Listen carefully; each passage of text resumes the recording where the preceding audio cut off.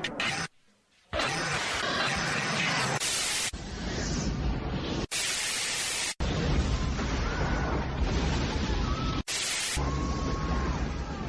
live on WTNH News 420 on the scene of what can only be described as pure destruction.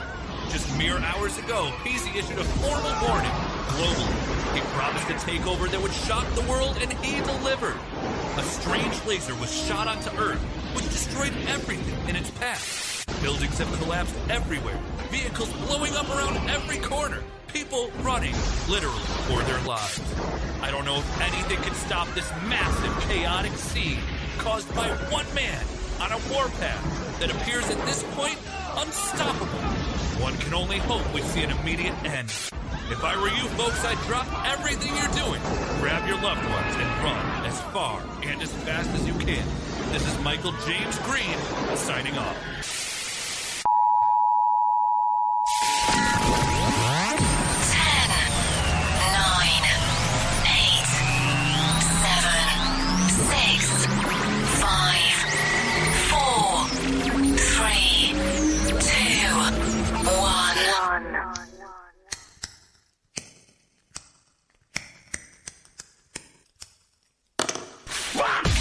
You're tuned in to another episode of To Be Blunt with Peezy. That's right. You are tuned into the To Be Blunt podcast. The following podcast is scheduled for one fall. I am your host, Peezy. I'm here with my co-host, Frank Knox. Frank, how's it going, man? Everything's going great, man. Ate an edible earlier today, feeling real high. Wait, you had an edible? Oh, yeah. You didn't even invite your boy for no edibles? I had one, on break, and now I'm feeling good. Damn, bro. You had an edible and you didn't even invite your boy? I thought bring you that one we were next cool, time. Frank. I'll bring you one next time. Damn. Well, we got a lot to cover today. We're going to have, we got the big AEW on TNT announcement we're going to have to go over. We have big Raw and SmackDown news today, We got a special in-house studio in this, oh my God, listen to me.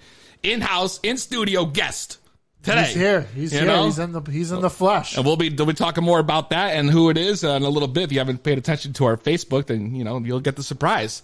But before we get started, I don't want to get too far before we do, what I like to do, and that's get my mind right before we get this shit started, Frank. I agree. Let's intensify this edible a little bit and light that blunt. Let's light the blunt, the ceremonial lighting the blunt. My favorite part of the podcast, bruh. One of mine. So then, Frank, let's get this shit started.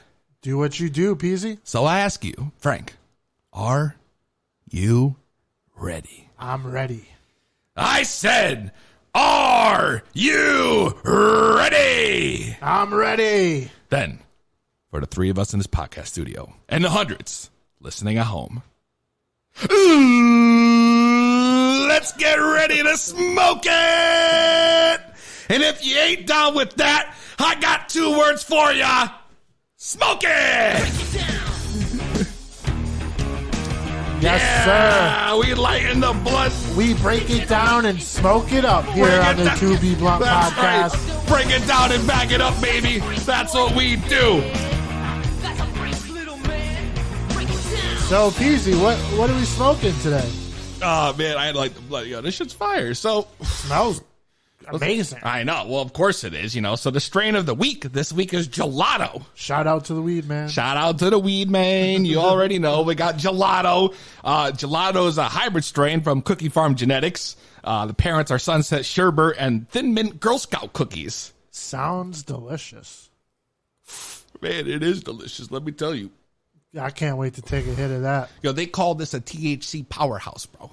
A powerhouse. I've also think they've called this Larry Bird, too. No, right? that's right. That's right. And I've never heard that before until I was doing my research on the strain. Shout out to Larry Bird, the legend. The legend, Larry Bird, And, shit, man. How was your weekend, bro? My weekend, bro, I think was, like everybody else's, hot. Hot? Heat wave. Man, heat wave. That's right. And we're not talking ECW. No, It was literally a fucking heat wave out here. We're talking degrees Fahrenheit. Dude, what was it, 115, 120 they were talking? Sweating my goddamn balls off. I sweated all day Saturday, stayed in the house on Sunday. I had enough. I had to get out. I went and saw a movie. Because it was the coolest place I could imagine it being. I went to the movies too, man. Oh, nice. What'd you see? I saw Stuber with Batista. Oh, wow. This is kind of fitting for the podcast. Is it? Yeah. Oh, I guess so. With Batista. Bruh, that movie was fucking hilarious, dude. Yeah, I got to check it out. I saw Toy Story 4. What the fuck? Bro, I had to relive my childhood, you know? It came out when I was 8 years old, the original, and I've seen all the others, so I was like, fuck it. I might as well see the newest one. Wow. Toy Story 4. Well, I got to tell you, Stuber, bro, was fucking hilarious. You got to go see this movie, and I recommend everybody else on the podcast, who's listening. You got to, I swear to God, I laughed from beginning to end, from when the movie started to when the movie fucking finished. My belly laughing, bro. Man, I was so high. That's some high grade. So, did you do anything else besides just go to the movies, or? Nah, I mean, it was too fucking hot to do anything, bro. Smoked a bunch of weed. That's what I did. Smoked a lot of weed. Smoked a lot of weed. I didn't really do shit, to be honest with you. But, otherwise, I thought it was a pretty solid weekend, It's a quiet weekend in wrestling, so it was nice to catch up on some non-wrestling TV shows. Exactly. Dude. Yeah. Absolutely. What are you watching? I just finished Jessica Jones. In me too, bro. I finished it too this weekend. Yeah, I just finished it. Dude, it. Best season they've had yet. Yeah, it was great. It was best fucking season. I love the dynamic with Trish. It was really, really good. It was. And it's sad that it's canceled now. I mean, they give us our best season to date, and now it's off. I know. It's fucked up. But I guess they're going to be moving them to the Disney Plus channel, maybe. I heard the subscription service they're going to be putting out. Oh, all right. That makes sense. Or I heard maybe Hulu will pick them up. I don't know. This is things I've heard right now. I sure hope someone picks it up. I think Jessica Disney Jones, owns Hulu, right? Yeah, Disney owns everything, but they own They own at Hulu. They own. Yeah. Do they own Marvel? Yes. Yeah. Yeah. Absolutely, they own Marvel. So there you go. But yeah, man. I mean, so what'd you catch up on? I did the same shit. Jessica Jones. I finished it, bro. Who would have thought? We both were, home, and we didn't even talk about it. Went to the movies. We went to the. We watched some, Netflix. We smoked weed. We watched the same show on Netflix, and we went to the movies. I guess it's safe to say, we are friends. That's right. Let's get into it. I got a whole bunch of weed news. In fact, I got breaking fucking weed news, Frank. Let me hear it. Breaking news. This is exclusive. Fuck Don Kincaid. This is the exclusive shit right here. All right. They just proposed a new bill to legalize and tax cannabis, while also providing opportunities to people convicted of federal pot crimes to clear their records in what they called the MORE Act, which is Marijuana Opportunity Reinvestment and Expungent. Just like our weed, pungent. So is this federally? Yes, this was introduced Tuesday by two high-profile Democratic leaders in what they described as one of the most comprehensive cannabis law bills ever introduced to U.S. Congress. More green means more green, Peezy. That's right. We got a U.S. Rep. Gerald Nadler of New York and Senator Kamala Harris of California, who's also running for president, introduced the act to Congress. He's got my vote. Yeah, absolutely. I know, right? Already, I already know who I'm voting for, And the bill would decriminalize cannabis at the federal level and allow prior offenders to request expungent. It would also authorize the assessment of 5% sales tax to create the Opportunity Trust Fund, which is going to fund low income and veterans and shit like that. We need something like that. And weed would be the perfect thing to fund it. I know. And this is the first time ever that in American history that a chairman of the I can't even talk today, Judiciary. Thank you. Judiciary Committee introduced a bill to end federal marijuana decriminalization. I'm looking forward to seeing, how far this thing goes. I hope it goes through. Can you imagine if weed was legalized all over? And then they let out 2 million potheads out of prison. So you got weed legal, and now you got 2 million potheads getting out of prison. And plus the potheads out in normal society. There's going to be a lot of motherfuckers smoking weed. I know. And I can't wait. Instead of having to hide in this podcast studio, smoking our blunts, I can walk down the goddamn street. Instead of Facebook shutting down my ad account because I'm promoting marijuana, I can tell them to go fuck themselves. Fuck the Facebook. Yeah. Can you believe that shit? Facebook banned us. Yeah, banned me for promoting weed. Can you believe it? This is the society we live in, Speaking of banning weed, you know what the fuck else happened in California? No, I don't. Bro, I was reading that the sheriff department in Mendocino County in California destroyed 42,000 marijuana pot plants. What the fuck? That's a whole lot of weed, man. Yeah, because they call these places illegal farms, right? And they served 28 search warrants to cannabis farms without a permit along the Eel River in northern Cali. And it was like 42,000 because these guys are growing some weed, bro. Just imagine how much weed that was. So what do you think? How much? 42,000. I don't know, bro. I'd say what? At least 42,000 pounds. We figure right? at least 4 ounces of plant. 4 ounces. I'd say more. These guys are pros, man. These guys are California. Pros. I know. When was the last time they burned down a poppy field? Yeah. This is true. This is true. And, you know, they tried to, like, mask it by saying that the farms were harming the environment by polluting the water, trash pesticides, Yeah, you know what's harming fuel. the environment? Starting a fire with 42,000 marijuana plants, letting the smoke go out in the air and instead of someone's lungs. I know. What a waste. What a waste. What a waste. What a waste of good weed. This is why we need that federal bill done. That's why I'm voting for that guy, whatever his name is. Jared Nadler. Yeah, Gerald Nadler. You got my vote, buddy. That's right. But that's not the one running for president, though. Oh, all right. Kamala. Kamala. Not to be confused with the original Kamala, the WWE. You know, former superstar, legend Kamala. Yeah. This one knows what she's doing. Haha. And, you know, lastly, oh, shit, man. This shit's getting crazy in here. Scientists unlocked the secrets of muscle pain relief through marijuana, bro. I mean, it's about time. Everyone's been pushing for that. I mean, we all know We all that. know it, We all know it had the capabilities, right? So, all I'm saying is, they finally were able to uncover how marijuana plants produce pain-killing molecules that are like 30 times stronger than, you know, aspirin. Josh Gordon's been saying that for years, and look, he spent his whole career banned from the NFL. That's true. And those pain-relieving molecules in cannabis, then they're called like canflavin A and B or some shit like that. And they cut down on pain by fighting off inflammation, but they're not psychoactive. So you don't get high. It's just for pain relief. You know what I mean? Pass that shit over, man. I'm fucking lit already. I'm lit too, yeah. But these, So, you know, that's a good thing. I mean, they should be moving towards getting these athletes to use cannabis for pain relief rather than big pharma addictive drugs that are opioids. I agree. And this findings could actually put up a fight against the opioid epidemic we're currently, you know, experiencing in America. It's been, 10, 15 years. I mean, they have to do something. Cannabis is the way. It seems to be the gate. Yeah. And this is the first time they've ever actually mined the genome of a cannabis strain. It's pretty wild, bro. And, you know, even though one writer says you'd have to consume Cheech and Chong levels of it to work effectively, which I thought was funny, you know, which is no problem for me and you. But you could just put it in one brownie. You could put 250 milligrams in one little chocolate. And instead of popping pills, you're popping peanut butter cups. Yo. And how sick would that be? Great. Who would want to pop a pill if you could pop a peanut butter cup? Not me. I hate popping pills. I am not a pill popping animal. I prefer smoking these blunts. I agree. You know? But, Frank, take this shit from me. I mean, I thought it was pretty fucking sick, but that they're going to be doing that shit. So they're actually going to be able to replicate the process, you know, to create like a mass, you know, versions of these molecules since they're like, you know, so little bit is made inside like a single plant. They'd have to actually make a whole bunch. And the only way to do that is to either grow a bunch of weed or do some biological shit. So they're going to morph. Yeah, it's morphin' time. It's morphin' time. The fucking go-go Power Rangers, yo. Power Weed Rangers. Shout out to the Red Ranger. You know? And I just thought that was some fucking sick-ass shit, bro. This is some fucking crazy-ass shit. You know, weed might be legalized federally, you know, before you know it. It's not going to change anything we do, but hey.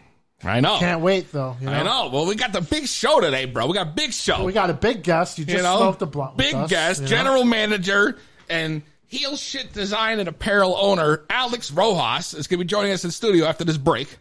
And it's going to be huge. I'll give him the official intro, you know, and we're going to talk about, you know, the man who is Alex Rojas. And if you want to call in for the segment, if you want to ask Alex a question, the phone number 860-384-7110. This is the To Be Blunt podcast. Wait, let me get another one of them drinks. Bring some of them Jolly Ranchers, too. That's deserved. We love to lean over here, draft picks. Yeah, man, look at this motherfucking jersey they gave me and shit. Number one. Yeah, overall pick 2006. Man, what more are they going to say now? They ain't going to say shit. Haters, shut up. Yeah, you already know. Let me drop a tip for this dude right here. Damn, put up a big bill, kid. Yeah. Yo, what this motherfucker over there trying to look at us? What motherfucker? That motherfucker, that stupid ass looking motherfucker. That stupid ass motherfucker right Yeah, that stupid ugly ass motherfucker. here. Yo, why you looking at us like that, man? Motherfucker, we should go fuck that bitch ass up. Yo, you know what I'm saying? Like, look at this fucking dude. He's fucking like 6'5", like 120 pounds and shit. Break him in half. Motherfucker looks like Bill Nye the motherfucking science guy. Man, look. Is that some fake ass grill in his mouth too? Yeah, nothing but gold, maybe tinfoil at least. Yo, this dude's front, yo. Yo, I done fucked your wife. She ain't nothing special. Yeah, you look at us now, huh, bitch? Grill that motherfucker. Hold on 1 second. Yeah, man. Your eyes is blinded now. Let's Walk take away, that motherfucker out. Bitch. Damn, where my drink at? This is the privileged TJ Howell III. And you're listening to the 2B Blunt Podcast with Peezy. 2B Blunt Podcast. We are back in studio. I have a very special guest. You know, he is the man, the GMIC, the owner of HEELSH Design and Apparel, the crutch of New England as far as wrestling goes, as far as I'm concerned. He is representing Test of Strength Wrestling, Bell Time Club, That's right. HEELSH Design. Okay. When it comes to independent wrestling in New England, he is the best in the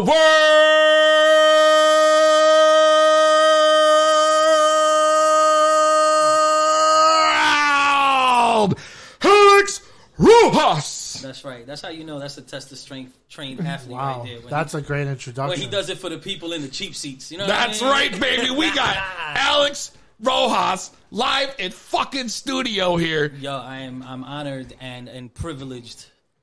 Man, Like Mr. TJ Howell. It's nice to have you here, man. No, thank you for inviting me, fellas. Feel like it's a long time. You know, I can't believe I had to wait till episode 5. You know, I should have been here day 1, but you know how that goes. Life You're happens. here now. But, yeah, That's I'm right. gonna make the best of it. I might not leave. This chair kind of comfortable, Peezy. You live in, I mean, I'll take it. I'll take it. You live in lavish. That's right. I'm living privileged. You know, some might say. Yeah. What can I say? I'm a baller. That's right. You know, A boss. a boss, much like this man to my right, Mr. Alex Rojas. And if you want to call He's in, got a lot of stuff going that's on. right. You And if know? you want to call in, 860-384-7110. We are live. And This is the 2B Blunt Podcast, baby. Call up. Yo, honestly, real quick, I just want to give a shout out to TJ Howell II, man. This man is so generous and so hospitable. The GM caught a flat on the way here. come on. Yeah, he had 2 guys just bring me an Aston Martin, man. That's why I pulled up in the Aston Martin out front. So, you know, that's just, it's crazy. You just got a spare Aston Martin lying around. Just don't worry about it. They'll take care of the tire to bring it back. Oh, yeah. I mean, that's sick, bro. Yeah, yo, so this is great. This is great. It's like having my own personal AAA, you know? Yeah, you made a lot of claims the other week when you called in. Oh, man. Talking about how you've been working with TJ Howell II Yeah. closely. And that you guys had... Unknown caller. That's fucking fancy. I don't think I've ever heard that noise before, have you? Well, let's welcome the caller. Yeah, I wonder who it is. This is the 2B Blunt Podcast. Who is this right here? Yo, this is the 2B Blunt Podcast. It's on. I can't. There's someone talking, but you can't hear him. I don't know what's going on, bro. Hi. Peezy's Bluetooth. Hello? Hey, all right. Hey, there we go. We live, baby. Yeah. What's your name? Where you calling from? It's the best in New York, HVO, High Voltage Omar. Come on, man. Oh, wow. High voltage Omar. The best in New York. Come on. Half of the Bellow twins, baby. Oh, that's right. Test the Strength Zone. One of your guys. One of my guys. That's the strength in the house, baby. What's up, champ? Representing heel shit. Yo, well, Yo, this guy's always in promo mode, man. you got to be in promo mode. That's why they got all that merch. You know what I mean? They're working. I'm just chilling, calling the boys, trying to see how everything's going. I'm good, man. How you feeling? How you feeling, HVO? I'm chilling. You know, I'm in a relaxed mood. I was in a shitty mood earlier, but, you know, things are looking up for me. That's cool. That's great, man. We're always relaxed at the 2B Blunt podcast. That's right. We don't do no aggressive shit here. Where's Ty Shine? He on another island this week? Nah, he's on another island this week. He's taking it easy. I'm hitting it hard this week for the both of us. Well, you know, you got to do all the work anyway. It's Ty Shine, you know. The reason why my back be hurting, you know. Someone's got to carry it. Oh, man. Yo, shout out to the first inaugural and the heart and soul of Test of Strength. Ty Shine, we love you, bro. This is absolutely insanity. Right. TOS. That house that Ty Shine built. That's right. That's right. Jesus Christ. That's right. This is nuts today. You guys smoking on today? We're so high right now. Yo, what was it? We're smoking on gelato. Similar. It's like an Italian dessert, but it's also a strain of marijuana. It's fucking. What did you call it? Gelato, Larry Bird? maybe. That's that one up. We had the gelato. Yeah, the Larry Bird. Yeah, we had that Larry Bird. HVO, listen, they call this shit the Larry Bird. I'm feeling like Allen Iverson right now. I'm nice. You know what I mean? Yo. Gelato last Tuesday. Oh, did you? See, thank Yes, God. I Remember did. last week some guy called in. He didn't even know what he was smoking on, bro. He had no clue what he was smoking. Bro, he had that dirt shit he picked up on the corner store. I know it. Yo, chill. Depends on the corner store. Depends on the corner store. How you gonna tell me you don't even know what it is? This is true. Like, don't call and say you smoking if you don't even know what the hell you smoking. I'm with you. Listen, man, that's why me and Frank, we tell everybody what we're smoking every week. Every week. It's public knowledge. You know? Shit. Yeah, I just need to stop fooling around and bring me in. Yo, HVO, I'm telling you, send me an email and let's make it happen. We'll get you on the schedule, bro. Yeah, we'll get you in. We'll get the best in New York in studio. For real? Yo, hit my people up once they tell me I'm on that shit, yo. All my right. people get back to your people. Word, yo. Let's make it happen. Let's make it happen. Hit us up. All right, HVO, be safe. I'm not going to eat up your minutes. I'm going to get out of here. Well, it's not like it's Kincaid, thank God. Easy. Hit them with the news. I'm not Kincaid. I'm not even going to charge you for this, baby. This is free just for you guys because I love you guys. We appreciate it, man. All right, man. You guys have a good one. All right, peace. All right, man. Peace. High voltage Omar. Oh, wow. Claims best in New York. Yeah. Anyways. Well, hey, the belt says it. You know what I mean? He who owes the gold. New York's a big state, though. Yeah, you know, it's a big city. But What part of New York we talking he, here? he got the belt. He got the New York Championship Wrestling belt. That's the Well, I hope championship he wrestling comes in. of all New York. Well, let's get down to in. some business here. What do you say? Yeah, let's get down, man. Yeah, like, Alex, you're in studio, and I don't want to, like, I'm glad people are calling in and shit, but, like, I want to make sure that we get a chance to talk. All right. I've known you for a few years now. Right. And I don't think me and you, as many times as we've been in the same room together, have ever actually sat down and had, like, a fucking conversation about how we got to the point where we met.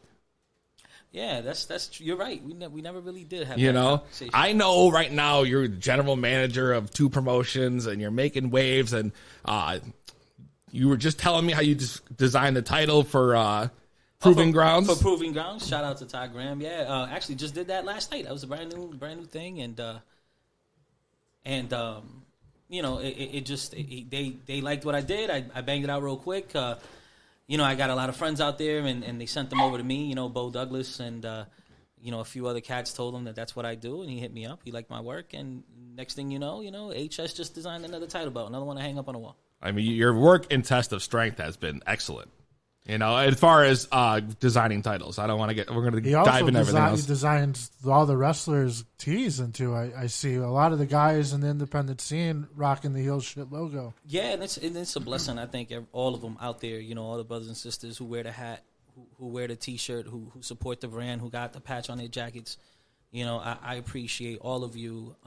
You know, HS is a Test of Strength thing. It is for the dojo, you know, but it's also to all the brothers and sisters we got out there that go on the grind and, you know, do their best to further this business and perfect their art craft. You know what I mean? Absolutely. So anybody out there, hey, you need the design, hit your boy up. I got you. I'm never gonna make you look bad. What's the tagline Peezy gave me? He said, "Roll with us. We'll get you over." That's That's a good one. Roll it up with us. God damn it. That's right.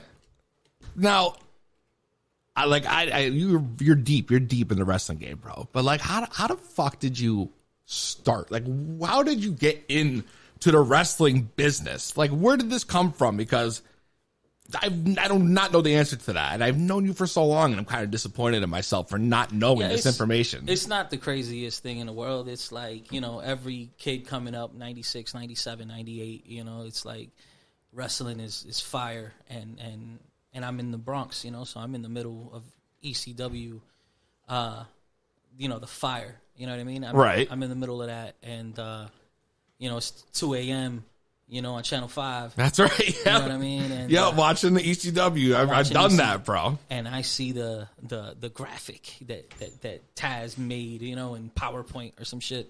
Actually, did they even have PowerPoint back then? I don't know. I'm sure they did. I think something. And about the dojo, the Taz dojo. Yeah. And and I went out there and I did the thing, and I think Taz taught one class, but thank God, because I got to train under the great Perry Saturn. Wait, so you actually trained with or at the Taz's dojo to be a wrestler? Yeah. I never knew that. I had no clue, bro. I thought you were like the one guy that didn't start off trying to be a wrestler that got into the game, honestly. No, I did. I did wrestle. I wrestled amateur in high school, Holy shit, bro. Yeah, and then I wanted to wrestle. It's funny because Taz was the guy, I was like more or less his size, had the curly hair going at the time, you know what I mean? So it was like I could relate to this dude. He didn't look like another white boy to me with an orange tan, you know what I mean? Like I saw Taz. True. No, right, he didn't. And and I don't mean that to I'm just saying, everybody had that vanilla thing going on. Taz didn't look like that to me. He wasn't another 6'5", like just big guy that has that cookie cutter wrestler feel. Yeah, he was inspiring to you. Yeah, and it was like, he looks like, it looks like Tommy from down the block. You know what I mean? Like he looks like one of us. So it drew me in, and I'm blown away that I did not know this information. And I'm big on music. I don't think people give ECW enough credit for what music did to draw people in, but like, seeing the Dudley Boys come out to Wu-Tang was wild to me. Yeah, this is true. They used they didn't have custom music. No. Look, seeing New Jack come out to Natural Born Killers, dude, that was the best. It was, and they left that shit playing through every time, like every segment he came out and just bashed people with trash can lids and shit. They let his music ride out the whole fucking time. Yeah, when the camera panned out and you heard doom doo doo doo doo, and you're like, oh, and all of a sudden, like your hair stand up, like, yo, Sandman, you know what I mean? Like it was. Oh, dude, that it was the feel of ECW was so much more than its workers, because while I believe that a lot of them eventually went and became, some of the best talent in the world at the time, a lot of them were green and it wasn't as polished. It wasn't polished. It was a lot of violence, Yeah. I don't think ECW started wrestling till Shane Douglas, right? Yeah, it's true. That's true. But then they started bringing in a lot of different wrestlers. Yeah, and then it started coming along, but just seeing that, just seeing the dynamic, the difference between a guy like Sabu, who was so reckless and death-defying and hardcore, and then seeing the franchise, who was like cerebral and a mat technician and a like real heel. You know what I mean? Like, absolutely. And he was a heel that you loved to hate. It wasn't Baron Corbin heat. Like it was real heat. Yeah. Yeah. Like people just don't like Baron Corbin. No, they don't. They don't. And I listened to you talk about Baron Corbin. I wanted to bring that up real quick because you like the guy. Yeah, I like him. Yeah, and you like the guy because you're a worker. Because you see what he's trying to do. Yeah. And the things that he's doing to get heat would be great for anyone else. Yeah, but absolutely. Since he's doing them, it's cheesy. We don't care. That's it. And that's the thing. That's my whole thing. That's like textbook. Yeah, they're prejudging it before like they even But textbook, he's a heel. Yeah. Like, textbook, yes. Yeah. But he's not a good heel. You know what I mean? Like you can do heel shit and not get over as a heel if you're not convincing with it. Right. It's like Kamala was a shit heel. Like I didn't give it. I didn't care. Slapping his belly around. Yeah. Like what's that? Now Piper. Piper's a legend. Piper was a heel. Piper's a fucking legend. Piper. Listen, when Piper walked in front of the camera, you knew he was a heel. Yeah. He didn't have to say anything. Yeah, he would just steer right into your eyes. It was all body language. It was money. It was like You know, that he was just a heel. He was can born believe to be him. that way. Yeah. Brian Danielson, heel. You know what I mean? True. The American Dragon was a heel. Yeah. And he was great. Yeah. You know what I mean? You believe the promos that he cut, things that he said. CM Punk. This is true. CM Punk, listen, I'm a huge CM Punk fan. Love him. One of my favorites, top 5 all time for me. Yep. Okay. All right. But if CM Punk was a regular guy, yep, I'd probably punch him in the face. Like he was just annoying. And no, listen. He was. And what I'm talking about is his. It's not trying. That's not an MMA poke or anything. I'm a huge fan of Punk. And you know what? Anybody who got something bad to say about CM Punk in the UFC, you're a moron because you would never even try. You know. Yeah. So, I CM Punk's the man. The thing is that his character, right? His demeanor, his presence, his aura, what he carries with him, at least as a character. You put it on someone else and it doesn't work. Yeah. No, absolutely. It's right. Because it's got to fit. It's got to fit the Corey Graves tried doing it for 20 years. It never worked. Oh God. Right through NXT too. Just pulling the same act. It never worked. That's true. But I don't want to talk about these other guys. I want to talk about you, bro. We're getting off topic and I feel like I got so much more. Yeah, that happens when you smoke weed before podcast. I know. But I got so much more. Like you said you were a wrestler. How long did you wrestle for? I didn't wrestle much, man. I had maybe 3 official matches. Yep. You know. And you said you trained under Perry Saturn? Perry Saturn. Holy shit, bro. Was this in the Bronx? No, this was in Philadelphia. Philadelphia. Yeah. Perry fucking Saturn. Perry Saturn. Dude, my mind's blown. You've trained with Taz. You've trained with Perry Saturn. I didn't train with Taz. You had one class he was there, all right? But that still counts, bro. I did a seminar with Taz. He used us as suplex dummies, bro. He didn't train us. I almost wish I was there to see that. Like, that would have been amazing. Just watching Taz fucking suplexing everybody else. You know what's funny? We all believed it. We all, listen, Taz worked us all. We thought Taz was the baddest motherfucker in the planet. Yep. And then RVD knocked him back to earth. and that was that. He died. No more fear. This is true. I mean, all right, so now you've done through all that, all right? You were living in New York, right? Mm-hmm. How did you go from training with Perry Saturn in Philly to Connecticut? My story about being in Connecticut is actually kind of a sad one. I never came to Connecticut by choice. No, really? My mother was sick. And they referred us to some doctors at UConn, and that's why we ended up. And that's how you up here now. Yeah, it wasn't a choice. It wasn't something that. I mean, at the same time, I can tell you that it probably saved my life. You know, who knows what would have happened if I was. This is very true in the Bronx. So. True. Hard knock life. Were you life, involved in any other wrestling behind the scenes in New York before you moved to Connecticut? No. Listen, I'm not gonna. I hate even to bring up. That's why you don't know. You know, that's like why you never knew that I trained with Saturn and I did all that because I just didn't talk about it. I feel like it's disrespectful of me to talk about training as a professional wrestler when I never got to A, complete my training, and B, I couldn't give the same level of sacrifice that my brothers have for this. Oh, I understand that. You know what I mean? So I don't like to talk about that.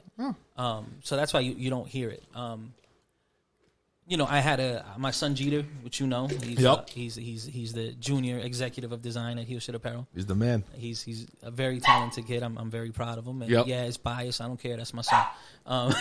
Yeah. But I had him young. You know, my son is going to be 16. I'm only 35 years old. You know what I mean? So I had to cut my dream short because I had to be a father. I wasn't about to let my son grow up without a dad. So that's very respectful. You know. Yeah, absolutely, man. I mean, and that's the real sacrifice, bro. Yeah, but that's what I'm saying. It's like that's the real thing. I've heard it from I had a kid and I was on the road and I was still a father and you know what?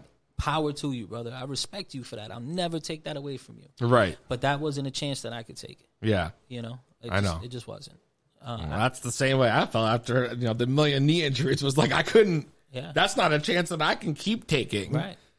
Full time. Right. There's no way because it just happened so much, bro. Yeah. And every time I got to the point where I was ready to do something, I'd get hurt. My first match, bro. My first match. My first official match, which I never told the story in the podcast. I'm not trying to take the spotlight off you real quick. I had my first official match. I trained for like 3 fucking years, bro, before they even let me step in the ring, which was like that blew my mind anyways, but whatever, that's not beyond the point. You know what I mean?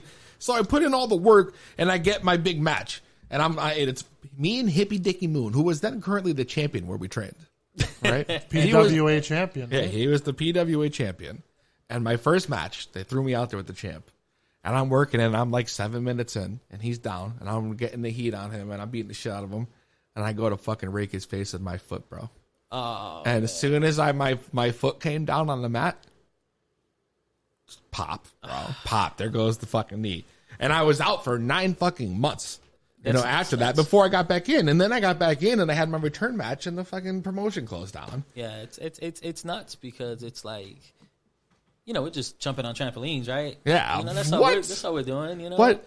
It's just what the fuck did somebody call? Somebody called it ninja kung fu dancing or some shit. I said, are you kidding me, y'all? That's so disrespectful to this thing that we do. Like, you know how many guys come from the NFL and try to do this shit and they can't fucking do it? Yeah. No, I hear you. Oh, yeah, there's been plenty. There's been plenty of people who have come in and tried. You know how much money Vince offered Rampage Jackson? He said, hell no, I'm not doing that to myself. It's a lot of wear and tear on your body. Throwing yourself down. It's the most. I mean, wrestlers' careers are so short. Yeah, so it's so then, for the most part. I mean, no, a lot of them are, and a lot of them. Mine was. Sometimes they go longer than it seems like both of you guys had a short career. That's right. Yeah, well, I never had a career, man. The way I see it, I went to school. I never graduated. So now you're in Connecticut, right? Yeah. How did you end up at Test of Strength? That's a wild story. Go ahead. I'm sorry. That's a different story because my nephew El Jabroni, he actually trained with Peezy at PWA with Hippie Dicky Moon, and that place closed down, and he was looking for schools, and he stumbled upon, actually I think it was Tornado School Road, told Jay Brown about Wagner's school. Really? Yeah, and then we went, and I saw what Wagner was doing, and there was I tell the story a lot. It was a little Ty Shine, when he was still Ty Dull, he wasn't shining yet, you know what I mean? And and a young TJ Howell III, and they were in there training, man, and I just felt like a kid again.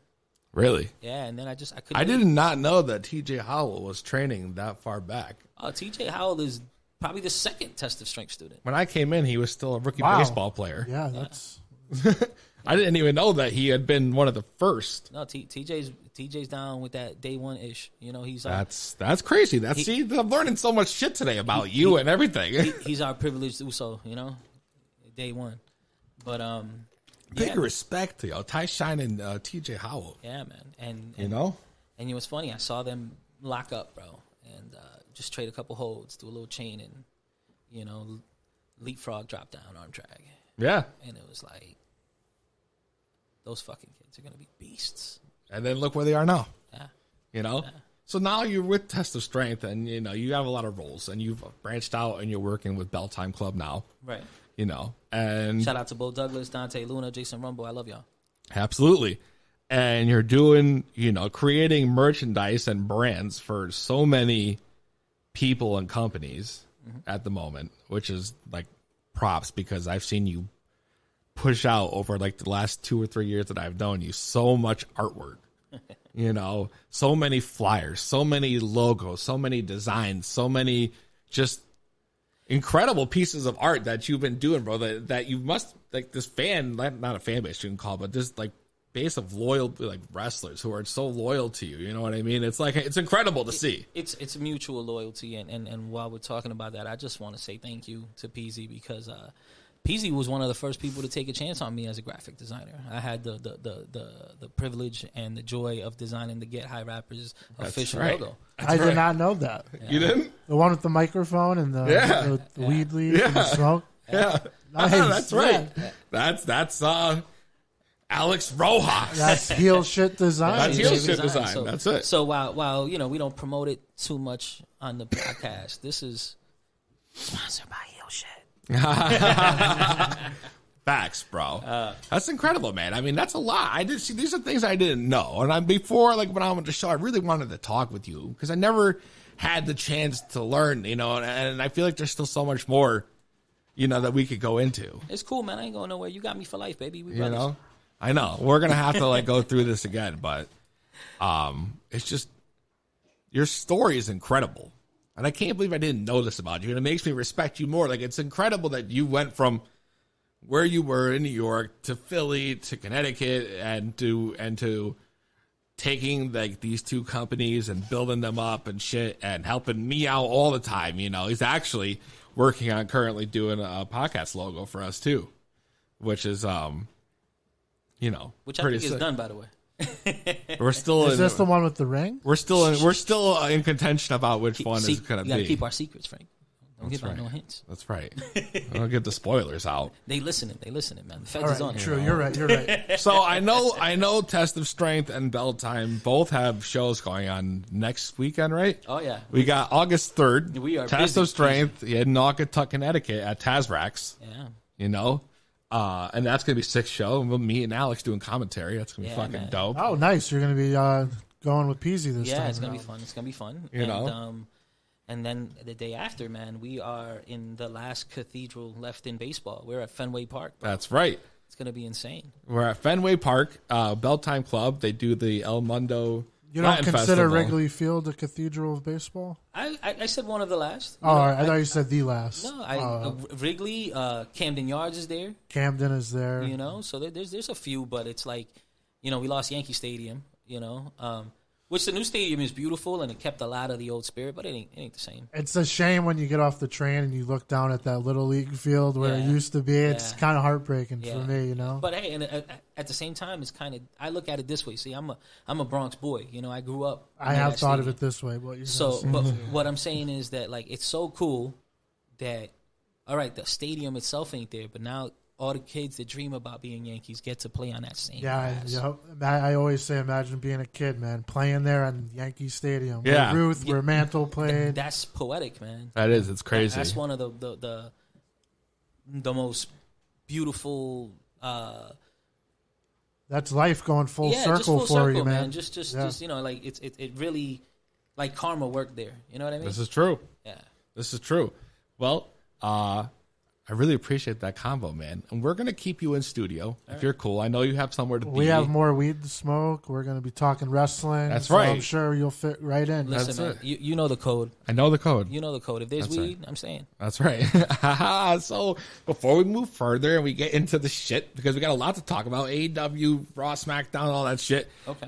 Let's call our boy Don Kincaid and get the dirt. And this motherfucker better not try to overcharge us again, bro. This guy's been crazy the past few weeks. And he better slow down. Sometimes he gets a little ahead of himself. He gets out of breath. I know. He's wild. Don Kincaid. Let's give him a call. Fuck it.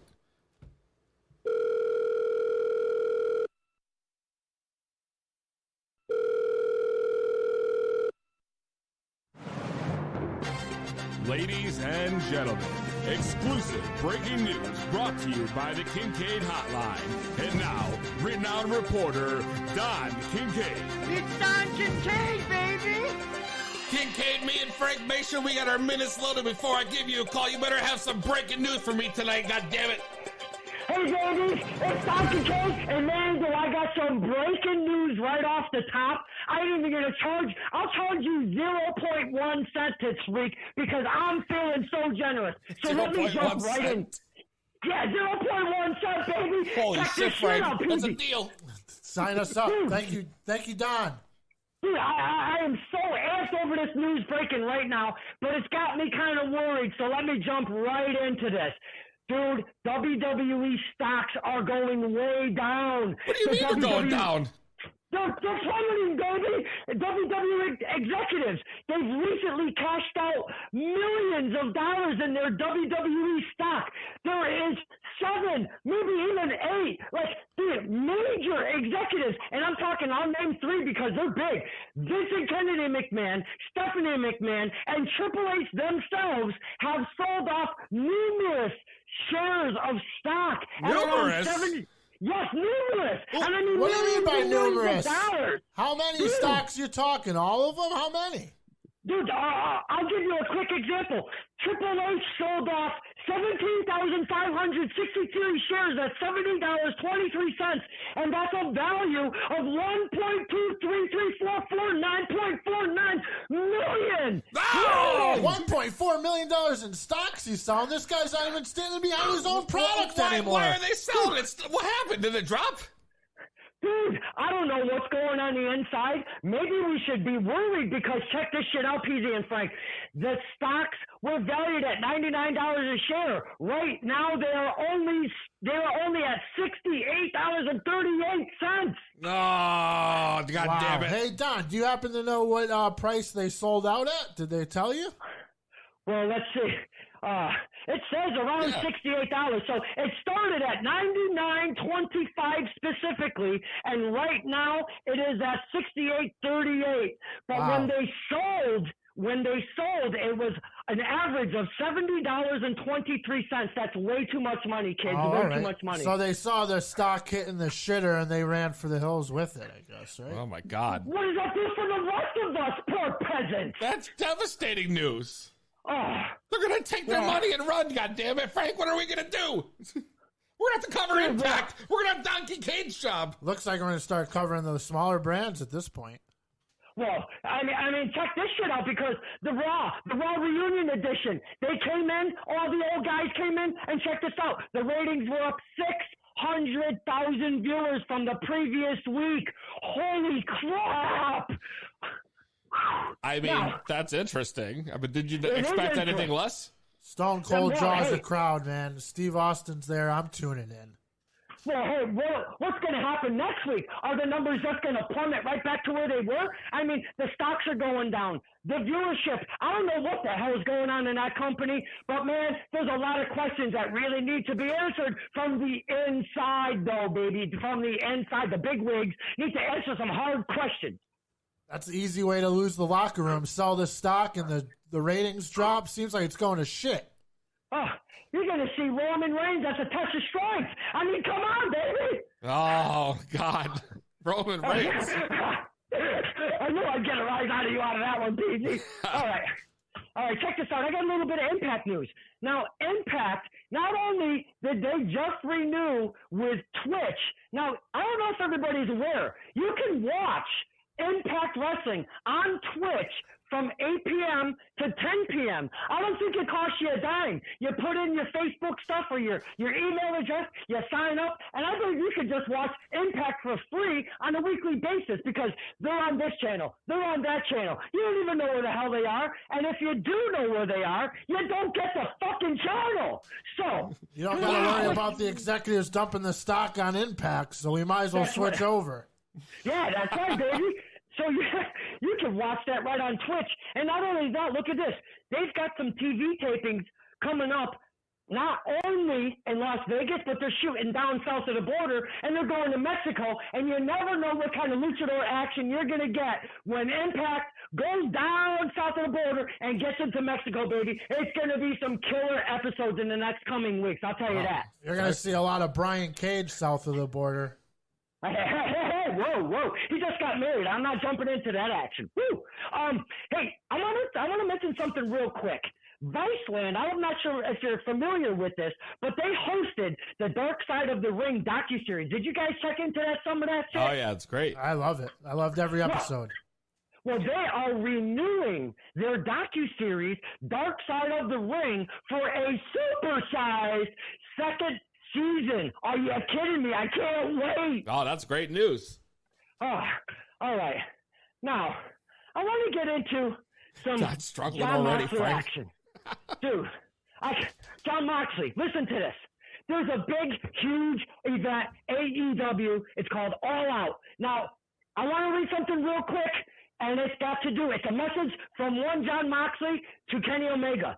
Whether or not I buy the legend of Kenny Omega, believe me, brother, I'm taking it very, very seriously. That's why I'm going all over Japan, learning all your styles, learning all your tricks of the trade, learning everything about who you are, what you do, and where you come from. Kenny Omega, the myth, seems to think I'm some kind of a joke. Well, you're going to be in the ring with me, brother, and I assure you it's not going to be the least bit funny when I break your fucking jaw. Ah, John Moxley.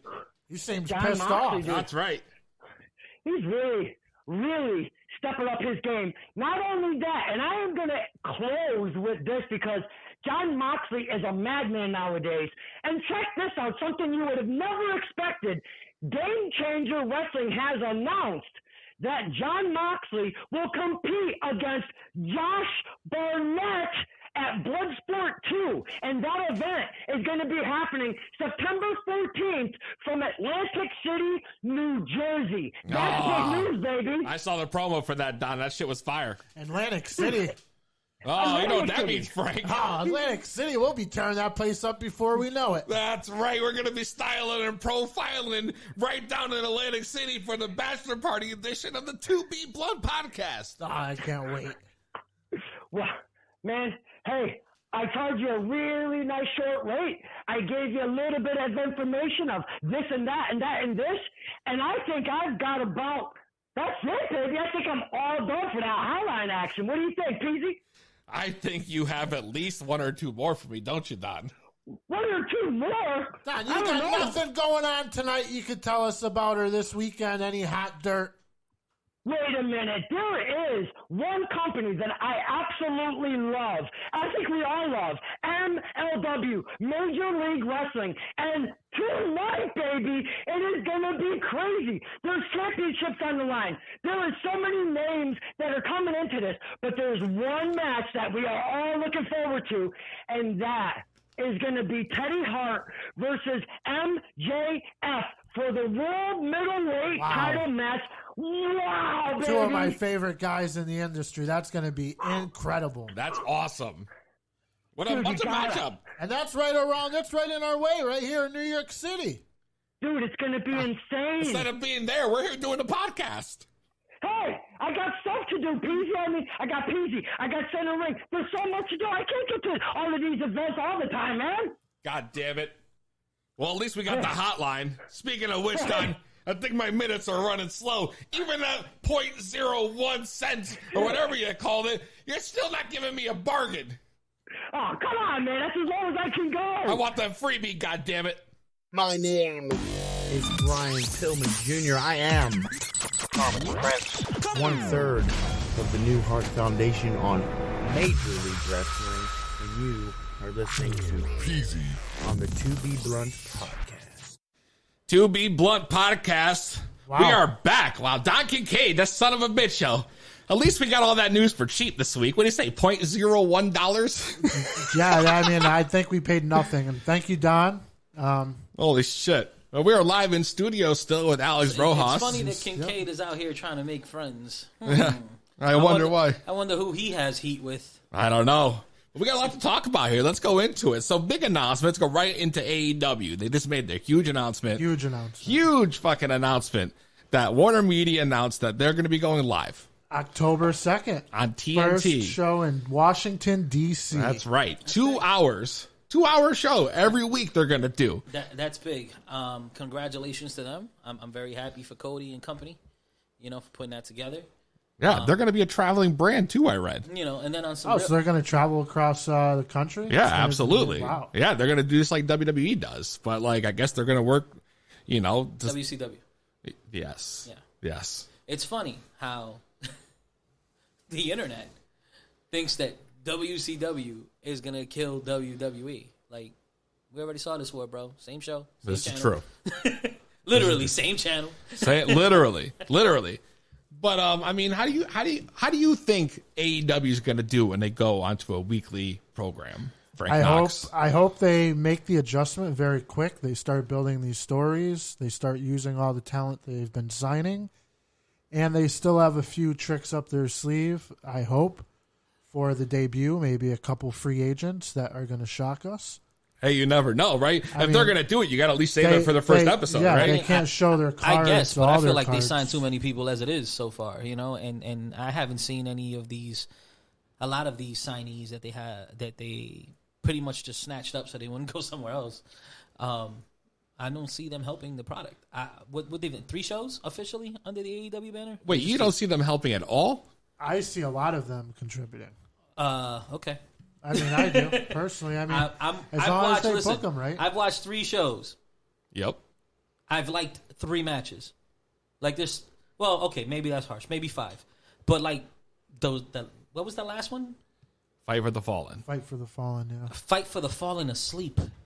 I agree. That was a bad show was bad. Card.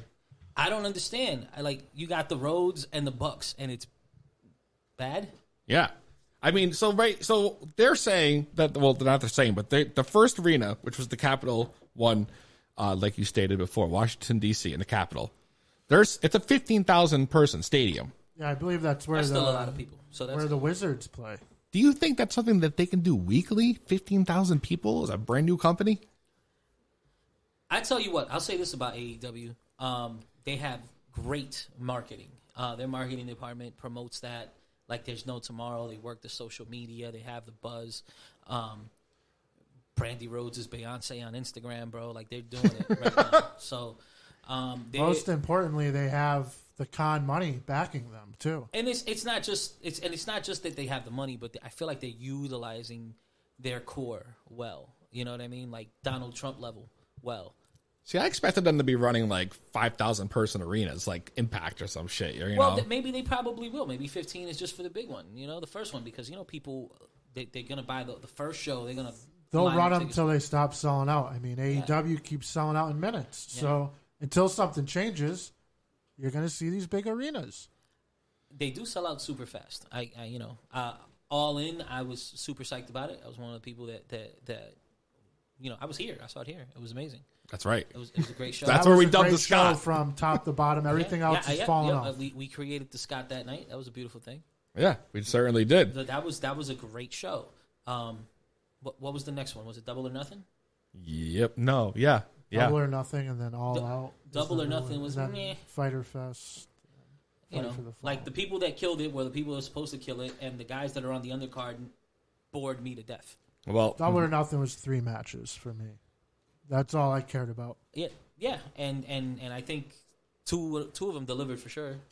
It's going to be interesting to see what they do when they have to put a 2-hour TV show on screen every week. I just hope it keeps on. I hope that the storytelling and the booking is there. He does have help in that department. He's got Khan's got a lot of money too, which is going to be the big part of this. Is they can fuck up a lot, but that guy's got the money to fix it. And while I say that that's what I was telling Alex. While I will say that I feel like there's too many people in the loop that shouldn't be in the loop over there. Their core, their foundation, their house is built of fucking bricks, bro. Like, you got Tully, you got Malenko, you got Billy Gunn over there. You got a lot of people that know a lot of shit, talking to the right people about the right stuff. So, the base is strong, man. I that can overcome. We got a caller. Let's get right to it. To Be Blunt Podcast. What's your name? Where are you calling from? Hello? Hello? Hello? Hello? Peezy. Moonshine? It's Moonshine. Hey, Peezy, what's going on, buddy? Moonshine McCready! Man, what the hell happened to you last week? Me and Frank thought you fell off the wagon. Did you fall off? No, sir. I'm only on one day phone call. A Hippie Dicky Moon called me last week, and I had to talk to him. So therefore, I kind of missed having to call you. Yeah, why is Dicky Moon keep blowing on my favorite stuff, bro? What do you mean? I don't know. He just called me and he was telling me about how he's gonna be in Richfield Park, New Jersey. I'm out there August 4th for Wrestlers Live, and I said I'm gonna be there too, and we're gonna see each other. It's gonna be a good time. You know what? I did see that, actually. I forgot. I saw the phone call between you guys. You had it on the Wrestlers Lab Facebook page. Shout out to Wrestlers Lab. Yes, sir. Man. We put it up there. They got us there. I like those guys over there. Haggerty's over there, right? Yeah, I guess he's like the man over there now. Yeah, well, Haggerty's he run that whole show there, Mr. Haggerty. He run everything over there. So, Moonshine, what the hell? You've been out of here for like 2 weeks now. We haven't heard from you. What's been going on at AA? Nothing, just, meetings and pamphlets. I learned how to read. You learned how to read? Wow. I did, sir. I sure did learn how to read right there. What do you mean you learned how to read? You didn't know how to read before? No, I didn't know how to read. I'm not reading nothing, but now I do. They taught me so much at this here. It's so much fun. I'm having a good time. The sobriety, though, it's messing with me a little bit. Like, sometimes I don't know which way's up, which way's down. I don't know who my friends are, but I'll figure it all out. It's a good time. Moonshine, can you write now, too, or just read? I can't do that yet, but I can read. All right. Holy One shit. step at a time. They teach you that in AA? I guess so. What kind of AA is this? I told you this AA is a part of this program. This is one of TJ Howell II's health retreats, and Moonshine's gonna come back better than ever. Well, Moonshine says he's I'm gonna come back bigger and stronger, and I know how to read, and I can do things now. Exactly what I was gonna say. He took the words out of my mouth. See, I know I can read minds too. They taught me how to read minds. I thought it was just AA pamphlets. And now he knows that 3 comes after 2. You know, so he knows to hold him down for the whole 3 count now. It's beautiful, bro. That's right. I got to stop letting people up, and now I'm going to start winning again. Yeah. Wow, Moonshine. So you're going to be at Wrestler's Laboratory on August 4th. I got that right? Yes, sir. His first match of sobriety. Now, what are you doing down there, Moonshine? Who are you wrestling? I don't know yet. They haven't really told me much because, I'm only allowed to one phone call, so I can't really talk too much. But, they asked me to go there, and I said, of course I'll be there. And I'm also going to be there to support my buddy Hippie Dicky Moon. He's in a 6-man scramble. Ah, 6-man scramble. Hippie Dicky Moon. Shout out Hippie Dicky That's Moon, a lot of people, right? Yeah, Hippie, he's going to be in there with Andrew Palace, who he doesn't have too many, they're not too nice to each other, but that's all right. And then there's also a mystery opponent. I don't know who that is, but it's a mystery. It's a mystery? Could it be you? Mm-hmm. No, it's not me. No Maybe way. It's you. I'm not gonna fight Hippie. Yeah, who's the booker? That's M. my Night friend. Shyamalan? If it's M. Night Shyamalan, he's the mystery. No, I'm not the mystery. I'm not the mystery guy. They would have told me that. M. Night Shyamalan, the booker. That's that guy who made that movie right there, right? That's right. That's right. The locker room. Yeah, I'm learning stuff. Moonshine. So how many days do you have sober now, Moonshine? That's right. Did you get any chips yet? They gave me some chip, but I tried to sell it, but they wouldn't take it. So I think it's something like 900 or 90 days or something like that. 90 days. Wow. Congratulations to Wow. Moonshine. Mm-hmm.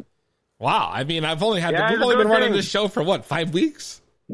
Yeah, he was in. I guess he was in rehab before. You know. He I had don't know. the detox and stuff. I guess, yeah, man. 90 days. Wow. Congratulations, Yeah, Moonshine. that detox was hard. The first couple weeks wasn't easy. I bet it wasn't.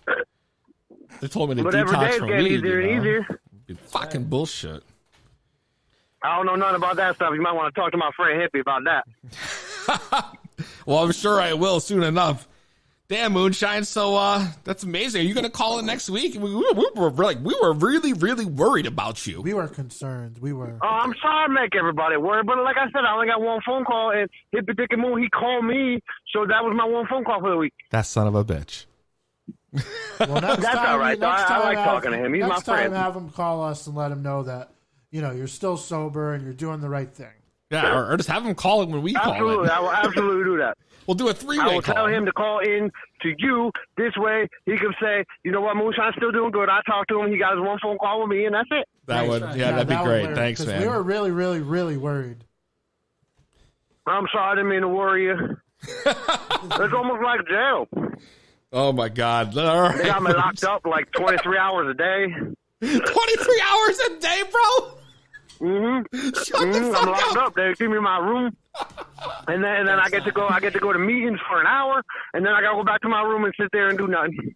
Damn, yeah, holy shit, 23 hours, bro. And then what's the other? That's okay though, because I'm off the moonshine. So he's either at it. You're supposed to be at a meeting right now, if my math is correct.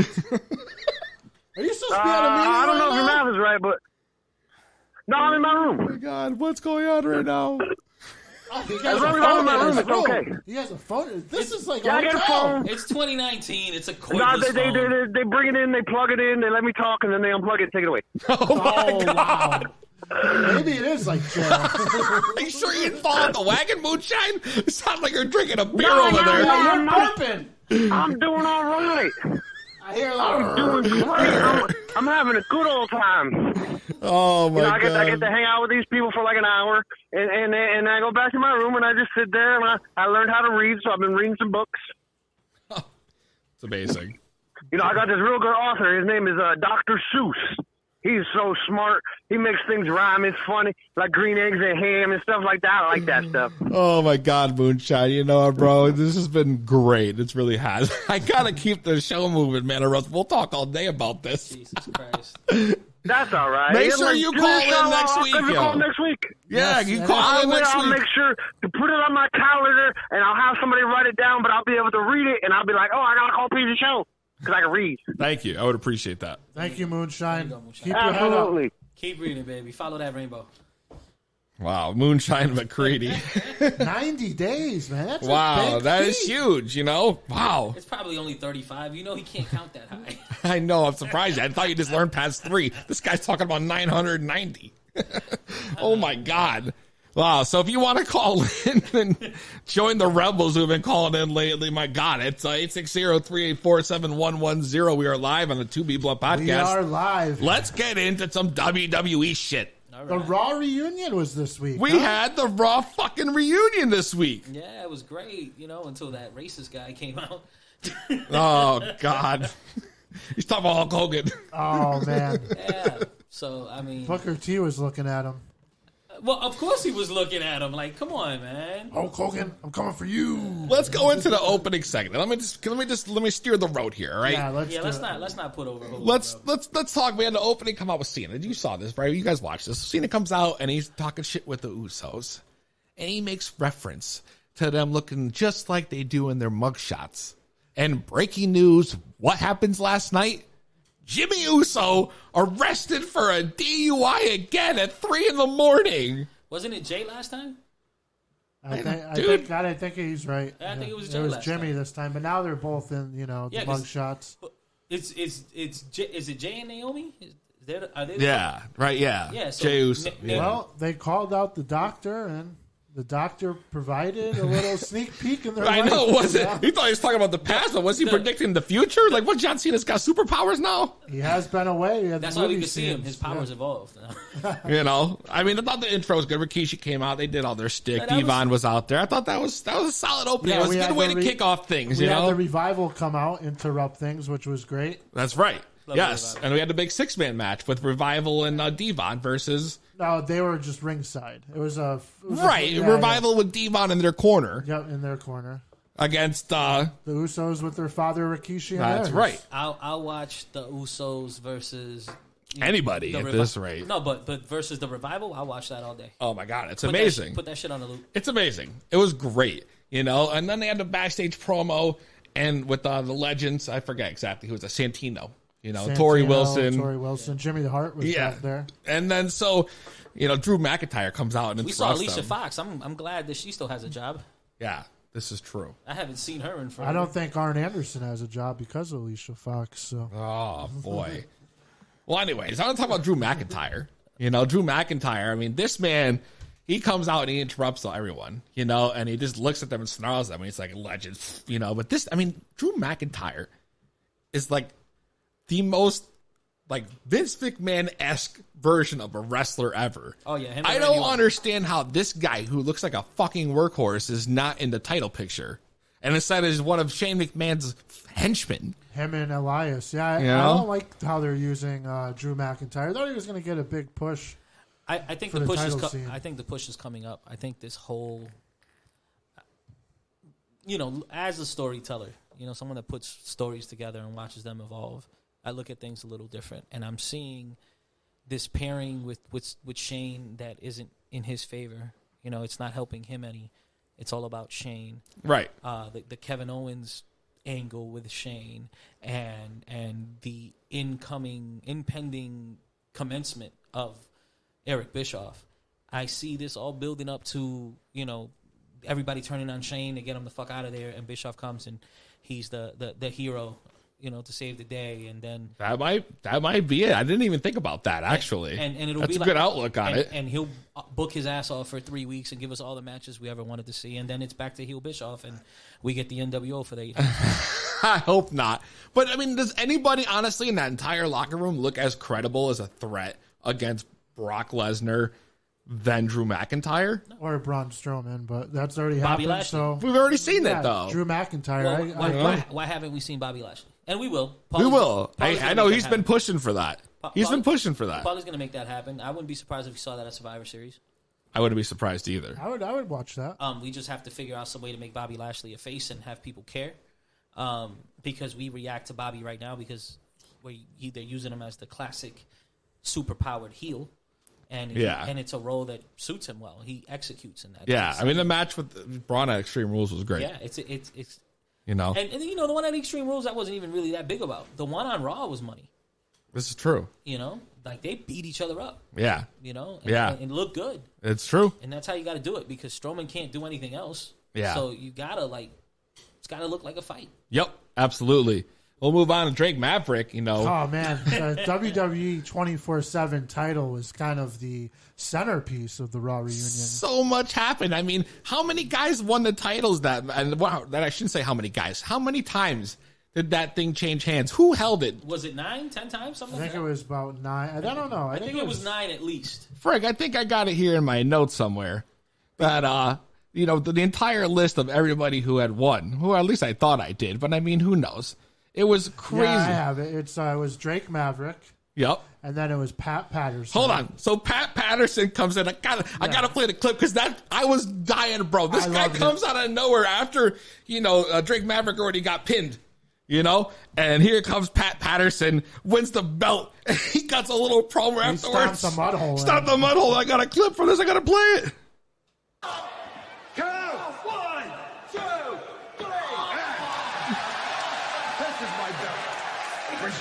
This is my belt, he says. So, yeah, after Patterson was Briscoe, Gerald Briscoe. Oh, my God, bro. The banter between him and Briscoe won. He starts calling him a stooge. Bro, I got the clip for that, too. Stooge! Yeah, this was great. Takes one to know one. Look, I'm 24/7 champion. You're the stooge! Yeah! Yeah! Dude, I was dying, bro. Listen, that was great. You know, it's true that Daniel Bryan says that we're fickle, bro, because I remember hating the Stooges. Like I couldn't watch them. It used to fucking hurt me. I love the Three Stooges. No, I'm talking about. He's talking about when they were running with the corporation and with Vince. Yeah, they used to push him around in the wheelchair. Yeah, it was so freaking lame. And I was like, and I was that, you know, the disgruntled indie guy. Oh, that could have went to one of us, you know. Yeah. This whole that, you know. Well, Pat Patterson, though, time, like, yeah, that you know, Pat Patterson made history. Well, yeah, he did. He was the oldest WWE champion of all time at 78 years old. Wow. The oldest in history. Yeah, but Ric Flair's been 78 like 600 times. This is true. Frank, continue with the list. Who else won the championship? And then Kelly pinned Gerald Briscoe. Yep. And then she got pinned by Candice Michelle. Oh, my God. Who then got pinned by my favorite champion of the night, Alundra Blaze. Oh, yeah. Because she came out trying to throw the thing in the trash can. And then who comes out? The $1 Million Man comes out and buys yet another world championship. That's great. I mean, it was a great segment. You know, it's funny, though, because I would have just had her thrown the belt in the trash and just killed the whole thing just to troll the internet, because they would have. You know what's funny is that as much as everyone online complained about the belt is ugly, blah blah blah, the ratings are going up, people are watching it, more people are getting some TV time. It's great and it's funny. entertaining. It's funny shit. Like Bush, Truth is like was made for it. Yeah, Drake oh, Maverick God. too. So yeah, both of them. That's hilarious. And then you got the girl with him, you know, his wife, you know, and that's another dynamic. The whole dynamic between Drake Maverick, his wife, and then Carmella and R-Truth is money. Yeah. That's what I'm saying. I'm hoping that that leads to like a match at SummerSlam, a mixed tag match with like for the title. Why not? Well, you know, here's the thing. Drake Maverick. So let me just get back to the list so we can. Yeah, let's go ahead. So Drake Maverick ended up beating Ted DiBiase to regain the belt, and then lost it to R-Truth to end the night. Right, he's high. And R-Truth jumped in his limousine with his wife and took off with not only his belt but his wife. That is hilarious.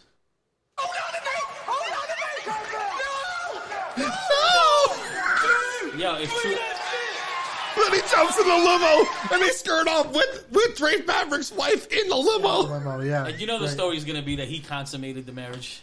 That's the first thing I thought was R-Truth hitting that tonight. You know what's funny, though? That it's so obvious, like it would work. It's so obvious that they probably will go the different way just because we expected it to happen. This is true. You know? This is true. Let's keep it moving. Miz TV with Seth, I thought it was horrible. I am so tired of seeing Miz TV. Goes out there, promotes the show, promotes the movie on Monday and Tuesday night. I don't understand Seth Rollins, bro. This guy who comes out and tries to be a babyface is out here cutting promos and doing heel shit all the time. It doesn't even make sense, bro. He's burning it down. Like that whole shit where he was making fun of Paul Heyman, always says Brock Lesnar and shit. Yeah. Brock Lesnar! Like, that's not something a babyface would do, bro. Am I right, Alex? No. I agree. No. But, I mean, he's not. No, I'm not right? No, I'm saying a babyface wouldn't do it. Thank you. I'm saying that, like... Just to make my point. God damn it. You know, he doesn't know how to be a babyface. He doesn't really know how to be a heel. You know, he's that tweener. He's stuck there. Yeah. You know, it is what it is. That's true. And I like that Eric Bischoff was backstage and mentioned who was it that we talked to and told him to come to SmackDown? I got a brain fart, goddammit, Frank. He was in a backstage segment and he mentioned trying to bring a superstar over to SmackDown. And I laughed my ass off because, you know, all week, you know, Meltzer dropped this story, and you know how much I hate Meltzer, you know, that Eric Bischoff wasn't even going to be doing creative for SmackDown anymore. And all the marks are posting online. You know, I'm going to do Bill Bungee's job right now. All the marks online, and we're sitting there crying about it, you know. And what happens? You know? You remember when the marks didn't like Bischoff? Like, yeah. Now you want Bischoff? Now Bischoff's telling everybody how these reports are false, and he's talking about bringing guys to SmackDown. I mean, that's bullshit. How do you guys believe a guy like Meltzer? Like, I just don't understand how that even is possible. Meltzer is one of those people that should have got smacked like 6 years ago. Like, yeah, like I don't know. Meltzer should have got smacked a long time. I don't know. You know, and then they got a guy like Samoa Joe, who's one of the greatest heels. I know you're a big fan, Frank. I love Samoa Joe. Frank's a huge. What'd you think about Samoa Joe getting jobbed out on Raw? It seems like he keeps doing the job. He needs to go over finally. He's Samoa Joe. I mean, he puts on a great match no matter who's on the other side of the ring with him. The guy is a workhorse. And he's credible. And he's been in the business for years as a top tier wrestler, and he's still just kind of hanging out in the sidelines. Okay. Well, this is true. So that's how you're seeing Joe? Yeah. Why? How do you see Joe? Currently, yeah. How do you see Joe, Alex? Joe's going to be all right. Yeah? I mean, he cuts the best heel promos week after week. Joe is the most complete worker on that roster besides Daniel Bryan. Joe can work. Joe can quarterback. Joe can talk. Joe can make you believe. Every promo he cuts, he pushes it to the limit, and he makes you believe. He hates that guy. He makes it personal. And he does it simple. His promos are short, concise, to the point. You know, they're just boom, boom, boom. Joe is the only guy more credible in the company is Brock Lesnar than Samoa Joe. Samoa Joe makes Braun Strowman look like a pencil neck geek. Come on. Yeah, Braun Strowman looks super weak next to Joe, bro. What? He's bigger than Joe. He's more imposing than Joe, but you don't believe him. Wow. I don't believe anything Braun Strowman does. Really? He has Zack Sabre Jr. face. He's a great worker, man. I love Braun Strowman. I know. For a big man, he's athletic. He could fly. I feel like they limit him. Listen, there's a difference. They limit him. There's a difference between knowing the moves and telling a story, and he does not know how to do that. He doesn't need to tell a story. He's 7 feet. He's a monster. That's the story you tell. That's the beauty of it. No, that's the story you tell. Do you think the Big Show just went out there and he didn't tell no stories? Big Show didn't get to where he was just by not telling stories. People work. Like, your size doesn't matter. You use your size appropriately. Braun Strowman throws his size away a lot. A lot. Why are you doing drop kicks you can't do? You look stupid. He does do a lot of fancy rolls and shit, especially during the lockups and the chain wrestling. You're just throwing, and your face. You have no facial expression, bro. Like, nothing you do. He just yells. I sat down the wrong way. My balls hurt. Like, oh God, Braun Strowman he's not Samoa Joe looks you dead in the face, and everything he says to you, you believe. And you're on TV watching Joe, and you're like, damn, what'd I do? This is true. No, I mean, that's for sure. Yeah. I agree. Let's keep it moving, though. Our favorite wrestler here at the 2B Blunt podcast was on Raw. Oh, during the Sami Zayn, Rey Mysterio match. The fucking smoked out. That's right, the smoked out superstar, Frank. The whole Rob fucking Van Dam. You know? And I know you were talking to me earlier, and you were asking, you know, how come none of those guys that he came out with or him were even able to throw a punch? You know, they didn't let him do anything. That was the one gripe I had with the Raw reunion. They should have allowed these legends to get a little more involved in the matches. Well, I mean, I think it was done right. Man. A lot of those guys have no business being in your ring. Rob Van Dam could have. I'm pretty sure RVD probably just failed the wellness test on his way in the door. Because you saw how fucking high he was on Raw. Do you guys forget that Rob Van Dam is signed to Impact Wrestling? Of course he is. He can't wrestle at another promotion. This is probably true. He could show up. But he was also super lit. Of course, you know who else was super lit with him was our boys Dawkins from the Street Profits. He came over and he was coughing and he had red eyes. That was, for me, the best part of Raw. Oh, they cut the great promo. Yeah. You been skating with the pilots? Oh, man. Nah, my fault. I was chilling with RVD. What? Yeah, you know. Raw! Bang! Damn! The Street Profits were the best part about Raw. I'm telling you, each and every week. Oh, Paulie's going to use that like you won't believe. Oh, and then the one where they were talking about Ric Flair. The Ric Flairs and shit. Flair? Yeah, Nature Boy. Like, woo! These guys are money. I believe our friend, the Scott, has a solo cup from them from when they won the NXT titles at TakeOver in Bridgeport. Oh, that's right. We were there. That's right. I'm sure he does. The Scott has a cup, and he said, I saw him in the bathroom line. We were both tuned up. He looks at me and said, I'm going to drink out of this thing for the rest of my life. That's something the Scott would totally say. Oh, that was. We were real tuned up for that show. Jesus Christ. Oh, dude, it was bad. Love the Scott. Frank Knox was ready to beat the shit out of everybody in his face. That's funny. Oh, yeah. Oh. Oh, some jobber calling me. My bad. Oh, that's right. The jobbers are calling. It's going. What about AJ Styles and their new, the club's new name? The OC. Yeah, it just reminded me of the show on Fox. I don't think that's the new name of the club. I think that's they got the merch already made. Yeah, but I think that's like a catchphrase shirt. You think so? Yeah, like we're the OC. Because I mean, they even ripped off the Bullet Club logo. Yeah, I think. Well, how do you rip off something that's yours? Is it his? They had that before he came in. That's all Balor's and the clubs. This is true. They did that together, bro. That's theirs. You can't rip yourself off. Yeah. That's like me getting mad at you for wearing a new Peezy shirt because you had the old one last week. All right. I see what you're saying. I'm getting there. Frank, you were talking about legends getting physical. How about Bray Wyatt and Mick Foley?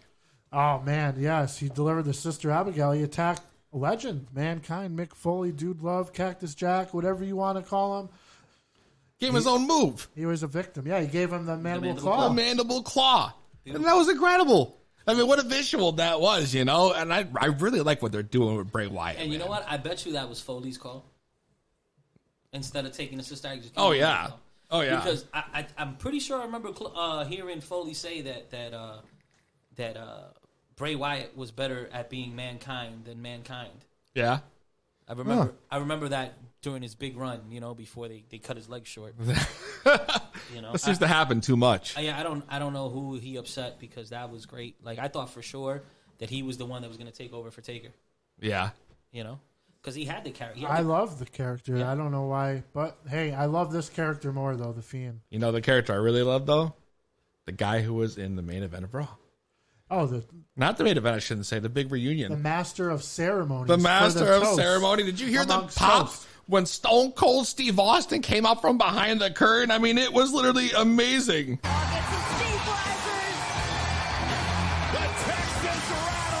That's 1997 kind of pop, bro. Man, hearing that glass breaks brings up the hairs on my arms. Yo, it's almost like we're programmed to pop for that glass. As soon as that, like, he don't even have to be there. No. Like, you could be at the DMV, and I let that glass drop fall.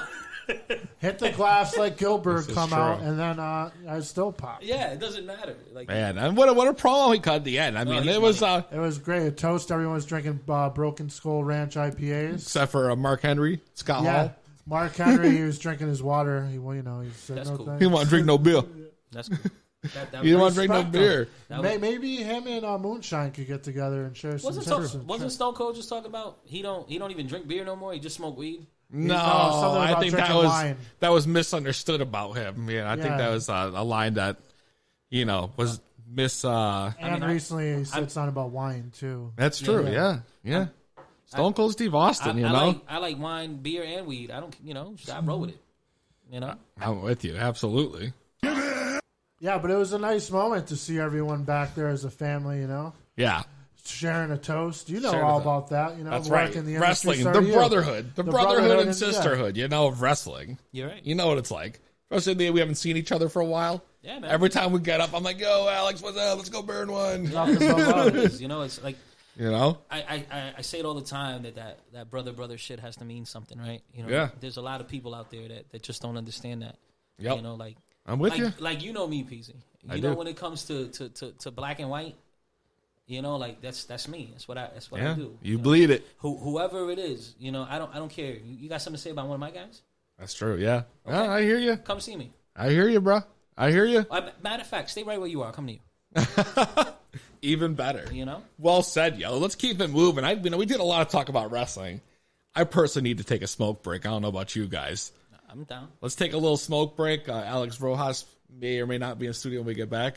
I don't know, depending on your time. But if you are in, I really do thank you for dropping in on our podcast. Yeah, man, thank you. No, I feel like we got to get, we got to get into it a little bit. I mean, you never even got to ask me any questions, really. What do you mean? I asked you a bunch of questions. Did you? I don't know. I'm high. Yeah, we asked you some questions. Now, that's exactly what it's like to be a guest on the 2B Blunt podcast. When we are, an hour and 26 minutes into the podcast, and this motherfucker forgets that we even did an interview? No, we did an interview, but we didn't get into it. The phone started ringing, we got cut off. We talked about me and my early start in wrestling, but we didn't talk about anything current. That's not true. What did we mention current? A lot of stuff. Bell Time Club, all the stuff you're working on, the titles you just did, all the shows that are coming up. Okay. Do you not remember? I don't remember talking about House Rules or Fight for Your Dreams or. We talked about House Rules coming up August 3rd. But we're going to be commentating. Yeah, that's all we talked about. We talked about the show. We're going to talk more about it. I mean, are you leaving? No, I'll stick for a while. I'll stick around for a little bit. Okay. Let's take a quick smoke. Let's smoke, man. I know. For real. Why are we not smoking? Why did we stop? Because I'm blaming Frank. The blunt finished. We have to light up blunt number 2 now. Yeah, it's Frank's fault. And enjoy this. What are we going to play for our audience while we smoke? It's our track, bro. The Weed Man. In come the thing called I'm the original Weed Man. The big man. Played by the ragamuffin, cashed out band. No grind that we just crush it in a hand. And that's why you have to understand. Do it, y'all.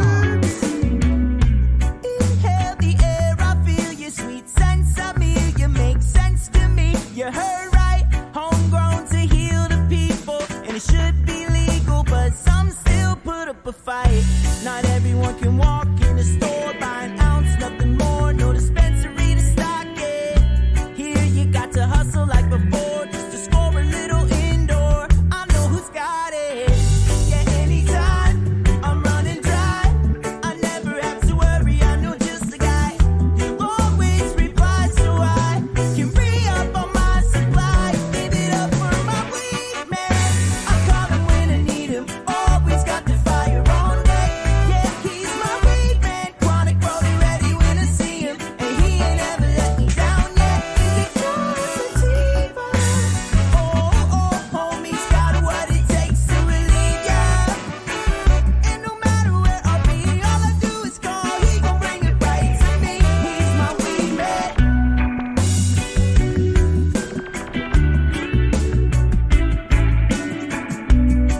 Always have it on deck. With no respect. It's the highest podcast around. To be blunt with Peezy. Wow, that's how high I am. 2B Blunt podcast. We just lit blunt number 2, pardon. Alex Rojas coughing up a fucking storm over here. Not my fault. You make me laugh.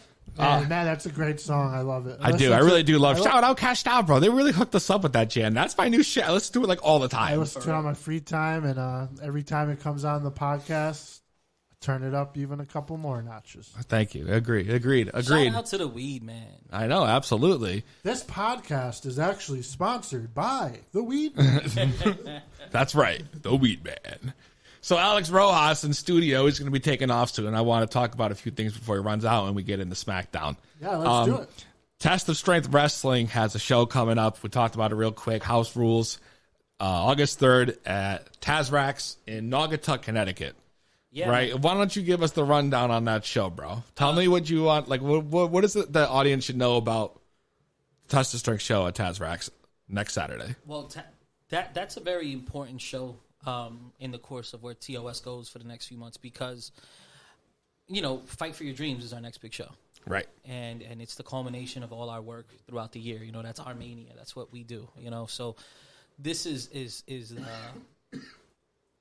the tease, right? This is the where we hook you, right? Absolutely, it's got to be the lead up, because the WrestleMania is coming, right? So it's almost like, I feel like other companies should take note on that too, where, the show prior, the big show, kind of gets brushed over. Yep. And it shouldn't. That should be the show that makes me buy the big show. You know what I mean? I agree with you. It's got to be what draws you. So I guarantee you, and everyone else in this building, that House Rules is going to be insane.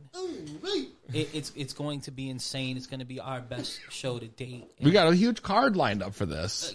We got the Kowalski guys versus the guy who I think is the best professional wrestler in the world. Prove me wrong. Thomas Santel. Oh, my God. Thomas Santel. That guy's a hell of a talent. I love calling his matches, bro. And little fucking Guido. I know. Little Guido. Original Little That's Guido? right. Nunzio. He's going to be live at Tazrax. Wow, that's huge. Right in Naugatuck, Connecticut. And let me tell you something, man. Like, I don't know what Guido eats, but he found the fountain of youth, because he is exactly the way I grew up watching. Call it the fountain of youth. Youth. Yeah, that was on purpose. I saw our good friend Mr. Dangerfield here, a.k.a. Peezy, try to recruit Nunzio to his stable. That's right. That's right. I did. And you know what he did to me? He told me to, with his hand gestures, to fuck off. Yeah, fuck out of here. And I was like, oh, man, get this guy. Yeah, his managers play union dues, That's like it's like getting a membership to the Italian club. You got to pay your monthly fee. You got to do that. You got to pay. So what else we got on this card, bro? Tell the audience what we got. And Toto Loco finally gets his shot at the Test of Strength title. Like, he was the first #1 contender ever, and because of life and crazy things that have happened, that match never happened. He never got his title shot, right? And he's got a gripe about it. I think he feels like Bobby Ocean was ducking him.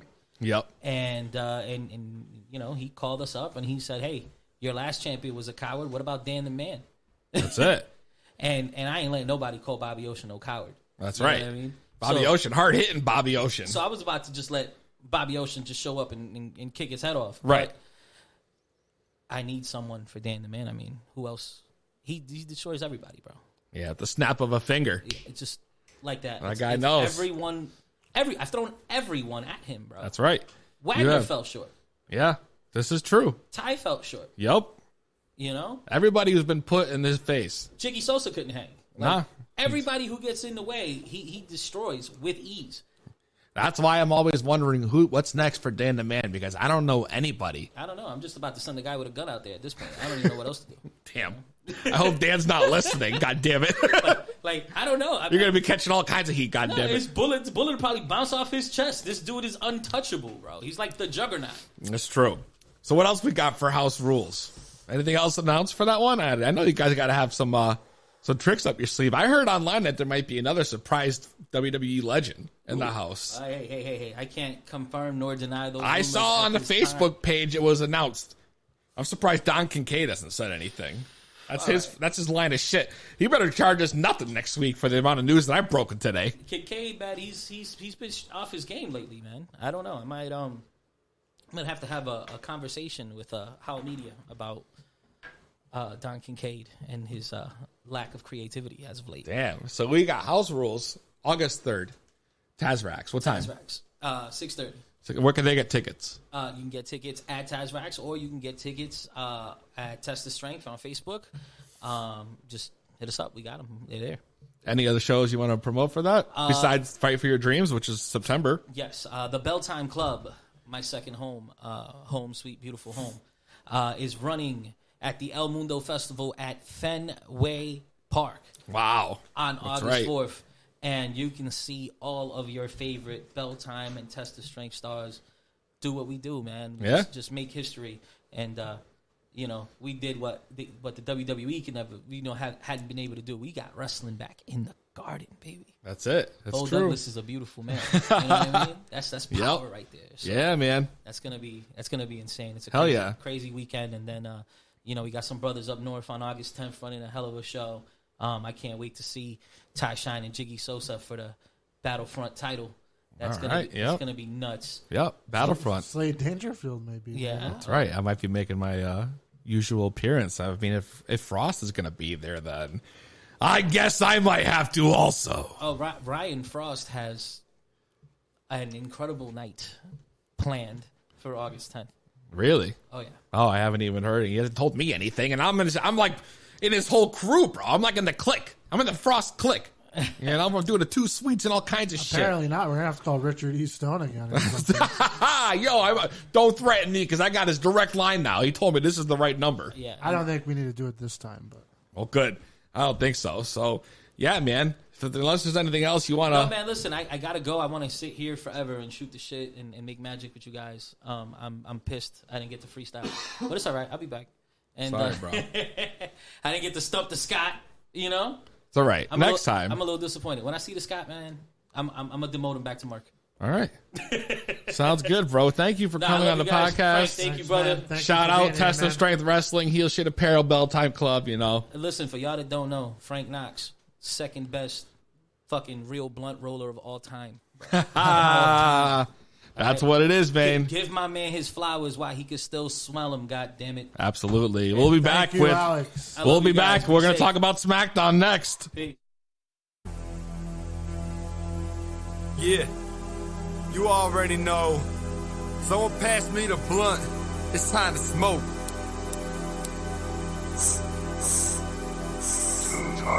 Already.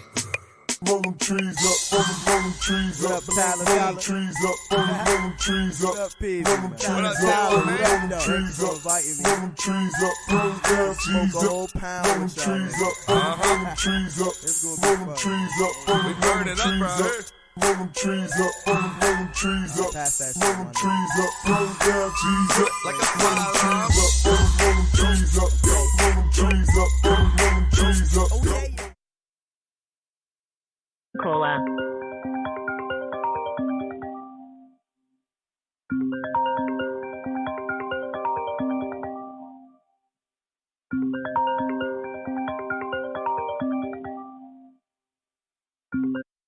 Trees up, rolling trees up, rolling down trees up, rolling trees up, rolling trees up, rolling trees up, rolling trees up, rolling trees up, rolling trees up, rolling trees up, rolling down trees up.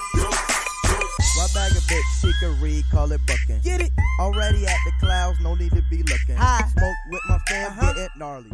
Boy, I make them grams flip. This is the privileged TJ Howell III, and you're listening to the 2B1 podcast with Peezy. Wow, man, that was fucked up. Yeah, Frank Knox botched the phone call. You know, we were chilling, rolling trees, smoking trees. But hey, whoever called, call back if you want. My bad. Yes, let's get into SmackDown, man. We got a little sidetracked here. Yeah. We can get through SmackDown. I mean, I thought the show was much better than last week's. It's supposedly Eric Bischoff's first show. The build-up for Shane vs. Owen, which has been the main focus for like the past 2 weeks, has been what I would say magnificent. I thought they're building it up really well. I think the overall feel for this feud has been great for me. It brings back a man we were just talking about, Stone Cold Steve Austin, that ended Monday Night Raw. It's kind of, the reminiscent rebel standing up to the boss, and we'll see what happens at SummerSlam. Yeah, man. It's official. It's official. Shane McMahon announced this, that he was going to fight Roman Reigns in the main event, which probably was just a way to try to punish Kevin, Well, we'll talk more about that as we get through, They had Apollo Crews featured again, this week. The match between him and Shinsuke was amazing. Dude, off the hook, right? Off the hook. Apollo Crews, stand up. I was amazed by what he did. And it was just great. Yeah, great match. Absolutely. It was amazing. And the ending with the Kinshasa, man, I tell you, I can see that move a million times, and I never even get sick and tired of it. Never gets old and come out of nowhere.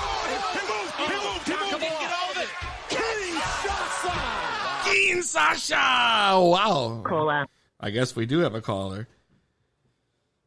Hello, you're on the 2B Blunt podcast. Who's this and where are you calling from?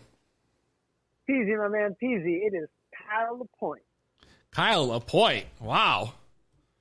Kyle LaPointe, man. How you doing, man? I haven't talked to you since last week. I didn't know if you were going to call in again.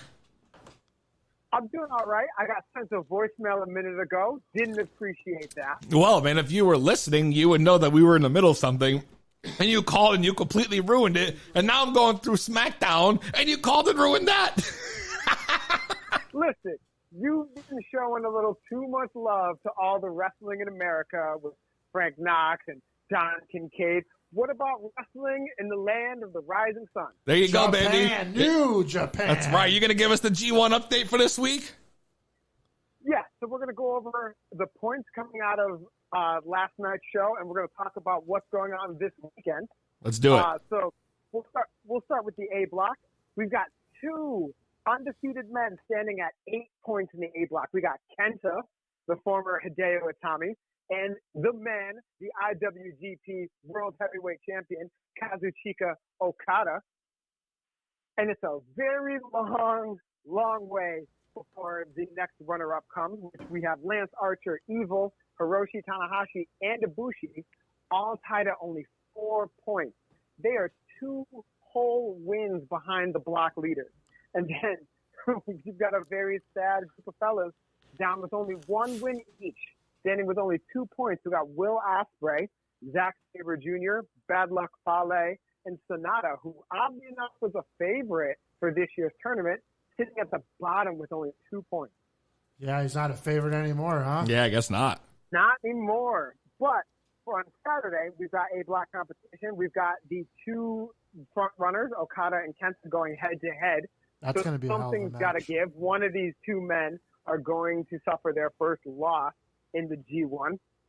We've got Tanahashi and Sonata, 2 men who both desperately need a win in this tournament. Desperately. Ibushi and Lance Archer, 2 men both standing at 4 points, so it can go either way. We've got Ospreay and Bad Luck Fale, who both only have 1 win apiece, so they're both also desperate for a win. And then we've got Evil and Zack Sabre Jr., which Zack Sabre Jr. has promised to go 6-0 for the rest of the tournament. Wow. But I don't even think that will give him the top of the bracket. Yeah, he still hasn't picked up a victory, correct? Just 1. Just 1, Zack Sabre Jr. It's not a lot right now at this stage in the game. So look, right at this stage of the game, we're already 4 nights in, and he's 1-3. So it's not looking very good from the man across the pond in England. But on the B block, the B block looks a little more. I mean, it doesn't look more level at all. You've got John Moxley, former Dean Ambrose, sitting at 4-0 with a whopping 8 points. Next to Juice Robinson, another man from our side of the world, standing at 6 points. And then we've got a 5-way split for third place. We've got Tomohiro Ishii, Shingo Takagi, Toru Yano, Taichi, and Naito all standing with 4 points. And then in the bottom 3, we've got Jeff Cobb, Goto, and Jay White with 2 points. Jay White is another guy who was a favorite for his block, and he's 1-3. But he's another one who's promised to go 6 straight. So after beating Jeff Cobb a couple nights ago, he's promised to go 5 more victories. All right. And then on Sunday, for the B block competition, we've got Juice Robinson versus Tomohiro Ishii, which is going to be a great, hard-hitting fight. We've got Hiroki Goto facing his Chaos stablemate Toru Yano, who has pulled out some hilarious surprise victories over guys like Naito in the past. So that could go anyway. We've got Jeff Cobb desperate for his 2 points against Taichi. We've got Shingo Takagi, the junior heavyweight, taking on Jay White. And then we've got a match that we've been waiting for months. We have Jon Moxley versus the IWGP Intercontinental Champion, Naito. Oh, it's going to be huge. So we've got the IWGP United States Champion versus the IWGP Intercontinental Champion in a huge match. And you got to think whoever wins that match will probably get a shot at the other's title at King of Pro Wrestling before Wrestle Kingdom. I guess we'll find out. We will. All right, Kyle, thanks very much for calling in and giving us the update this week. We appreciate your work, and I hope you call in next week to give the audience the rundown. Right, yes. And between now and next Thursday, there will be 4 nights of competition. I told you guys about 2, but you'll get 2 more on Tuesday and Thursday.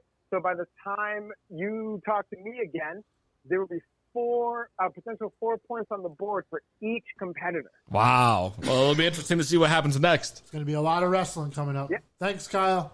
Lots of wrestling. No problem, guys. Have a good one. All right, Wow, Kyle thanks. Point. Thanks, Kyle. Yeah, man. G1 update. Let's get back into it. Did you see not Muhammad, listen to me, they don't call him that anymore. Just Ali. Yeah. Ali's vignettes, claiming he wants to challenge for the championship. Yeah, it seemed since he's been out. I mean, Kofi Kingston did take his spot. Right, and I think that would be a great matchup to see Ali and Kofi go at it. I mean, you're right. Kofi took his place after he got hurt. And Randy Orton referenced it this week in a promo. Yes, he did. There's referenced a lot of stuff in a promo this week. So you could see that match coming very soon, I would think. I like it. I really like the promo with Ziggler. That's the one Miz TV that was actually good with Shawn Michaels. Oh, that was money, man. Shawn Michaels cut a great promo on him. Oh, dude, it was so good, man. You could tell that was not no scripted shit. Speaking of which, that promo with Ziggler, he did also mention Goldberg again this week being terrible in the ring, and I've read something that maybe he could be fighting me at SummerSlam. Come on. Yeah. You read that Dolph Ziggler could be fighting Goldberg? Yes, I think this is the 2nd or 3rd week he's come out and made a reference to that debacle he had with The Undertaker, a super shitdown. Wow, well, I can tell you what that'd be amazing, actually. That would be amazing. Goldberg needs his redemption, too, not just and who else? But they're one of the greatest workers they got, Dolph Ziggler. Exactly. But he crushed Shawn with that super kick, though. It was like a bullet that came in. It was incredible. Oh. I think I jumped the gun. He clapped the shit out of that motherfucker. It was wild. And they set it up good. Maybe you're right. If that's where they're going with that, I would be down for that. Or it could just be Miz and Ziggler. Who else looked real strong, though? Aside from Dolph Ziggler, Ember fucking Moon. Did you see that shit? Because that was crazy. I seen it. I loved it. I hated it. And then I loved it again. Because when Bayley came out, and then she went and sat, stood next to her like they were friends, and then she turned on her. Yeah. And right. Beat the shit out of Flair and Bayley. It was great. Yeah. Where they both got the eclipses. Yeah. Started from the top rope. Yeah. It was a good moment. And she looked real strong. And I was about it. I mean, she came off at the end. Oh, man. I already fucked that up. See, I'm too high for this shit now. You make it happen for yourself in this company.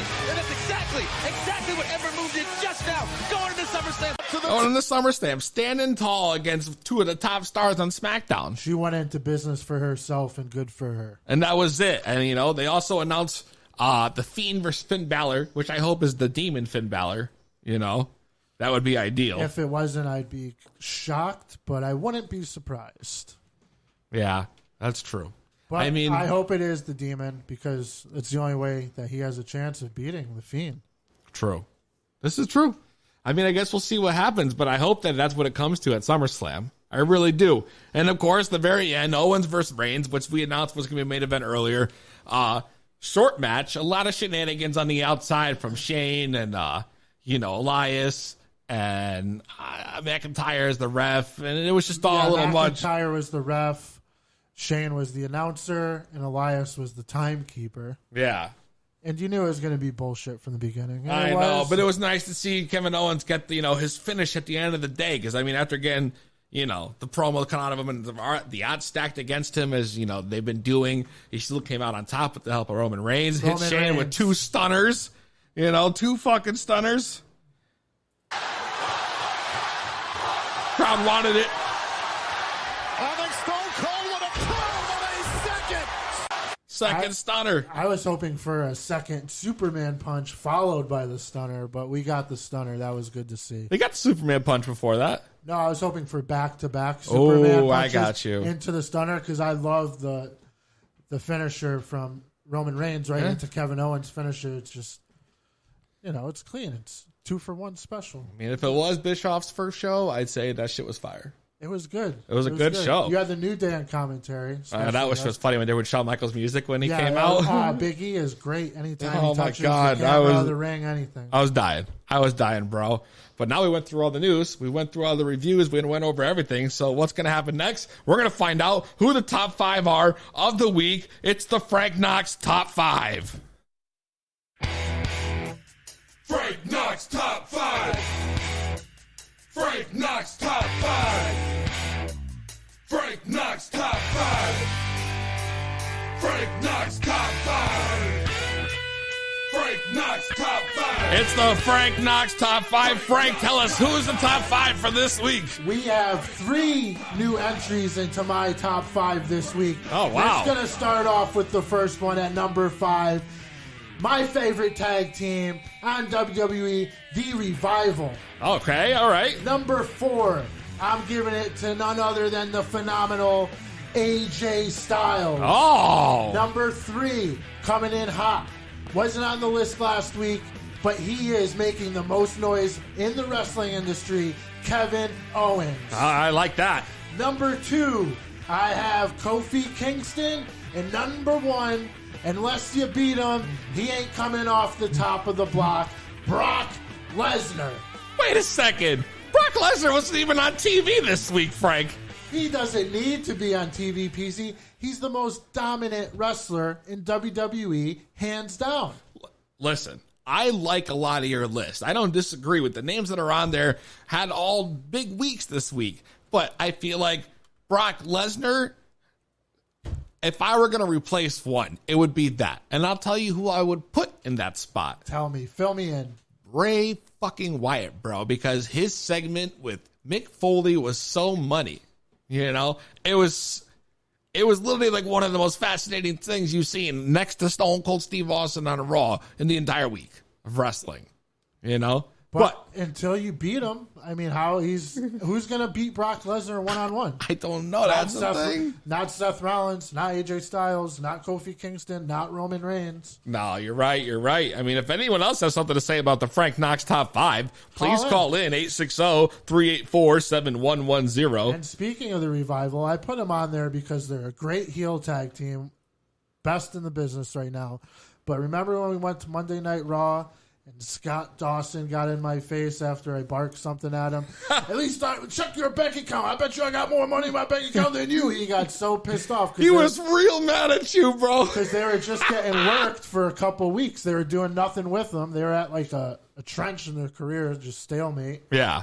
And that was right before they got this big rub, and I'm glad I helped them out. Shout out to the Revival. All right. Frank Knox Top 5, man. And we'll be right back. Well, we're going to smoke more weed and continue the To Be Blunt podcast. Your LCW World Champion and the Stone CZW World Tag Team Champion. And you're tuned into another episode of To Be Blunt with Peezy.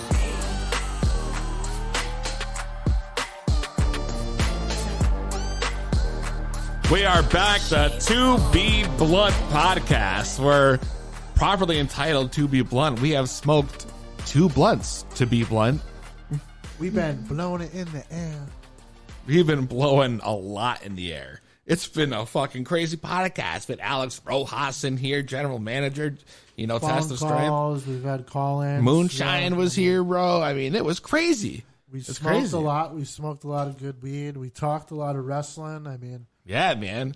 It's been action-packed. It's been action-packed. It's a little longer than we ever expected, but hey, man, you can't cut good content. That's right. You know, want to call in and try to cut a promo versus yours truly. You got a couple minutes. Call in 860-384-7110 if you think you can cut a better promo than me, goddammit. You know? But man, 2 fucking blunts of gelato.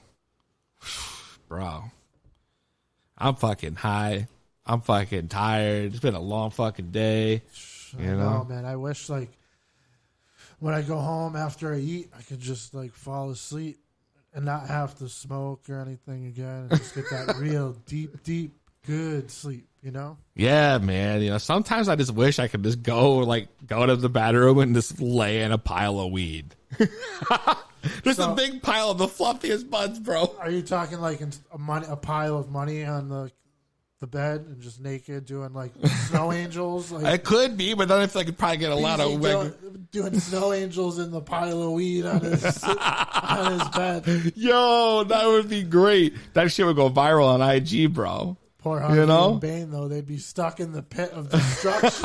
It'd be more comfortable than the Tempur-Pedic I used to have. The foam pit. There's swantoning off the bureau. Yo, swanton, bro. It's the old school days we used to do that shit. Into the bed of nugs. You know? I feel like weed sleep is the best sleep, which gave me this idea, bro, of, an invention, another invention. Every week, I like to think of some crazy ass shit, I was thinking, what if you had like a pillow fucking made of weed, bro? Like, what if you had like a pillow that it would be filled with the fluffiest weed and like had like weed oil or some weed shit or like fucking keef or something, just sprinkle all over the place so that when you lay on it, you just like absorb the oils into your skin and you sleep like $1,000,000, bro. Tell me that wouldn't be amazing. I've already imagined myself snoring to laying on one of these things for the past like 6 or 7 seconds. Come on, really? Yeah, man. I bet you I'd be out like a light. Damn. Bet you would. And maybe that's what we need, though. Maybe what we need is this invention, which I call Purple Pillow. Oh, wow. Damn, man. You all right, man? You tired? I haven't been sleeping that well. You ain't been sleeping? Man, I slept like a baby every damn night. Have you been doing anything different? I mean, I've been smoking plenty of weed, but I just can't get that weed sleep anymore. Man, you gotta get this new shit I got. Oh, man. It's that Purple Pillow. The Purple Pillow? What's that?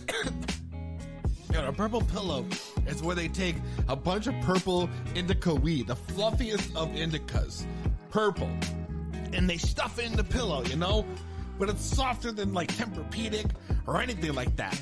And you just get, get you the aroma, gets you in the, ready to go in the zone. And then they have this like state-of-the-art system where they indica oil lace the fabric.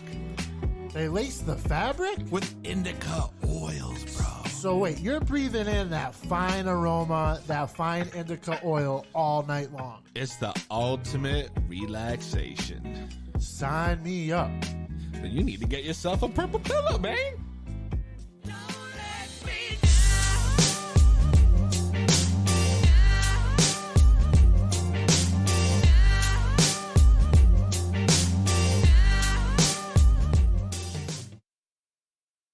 Wow.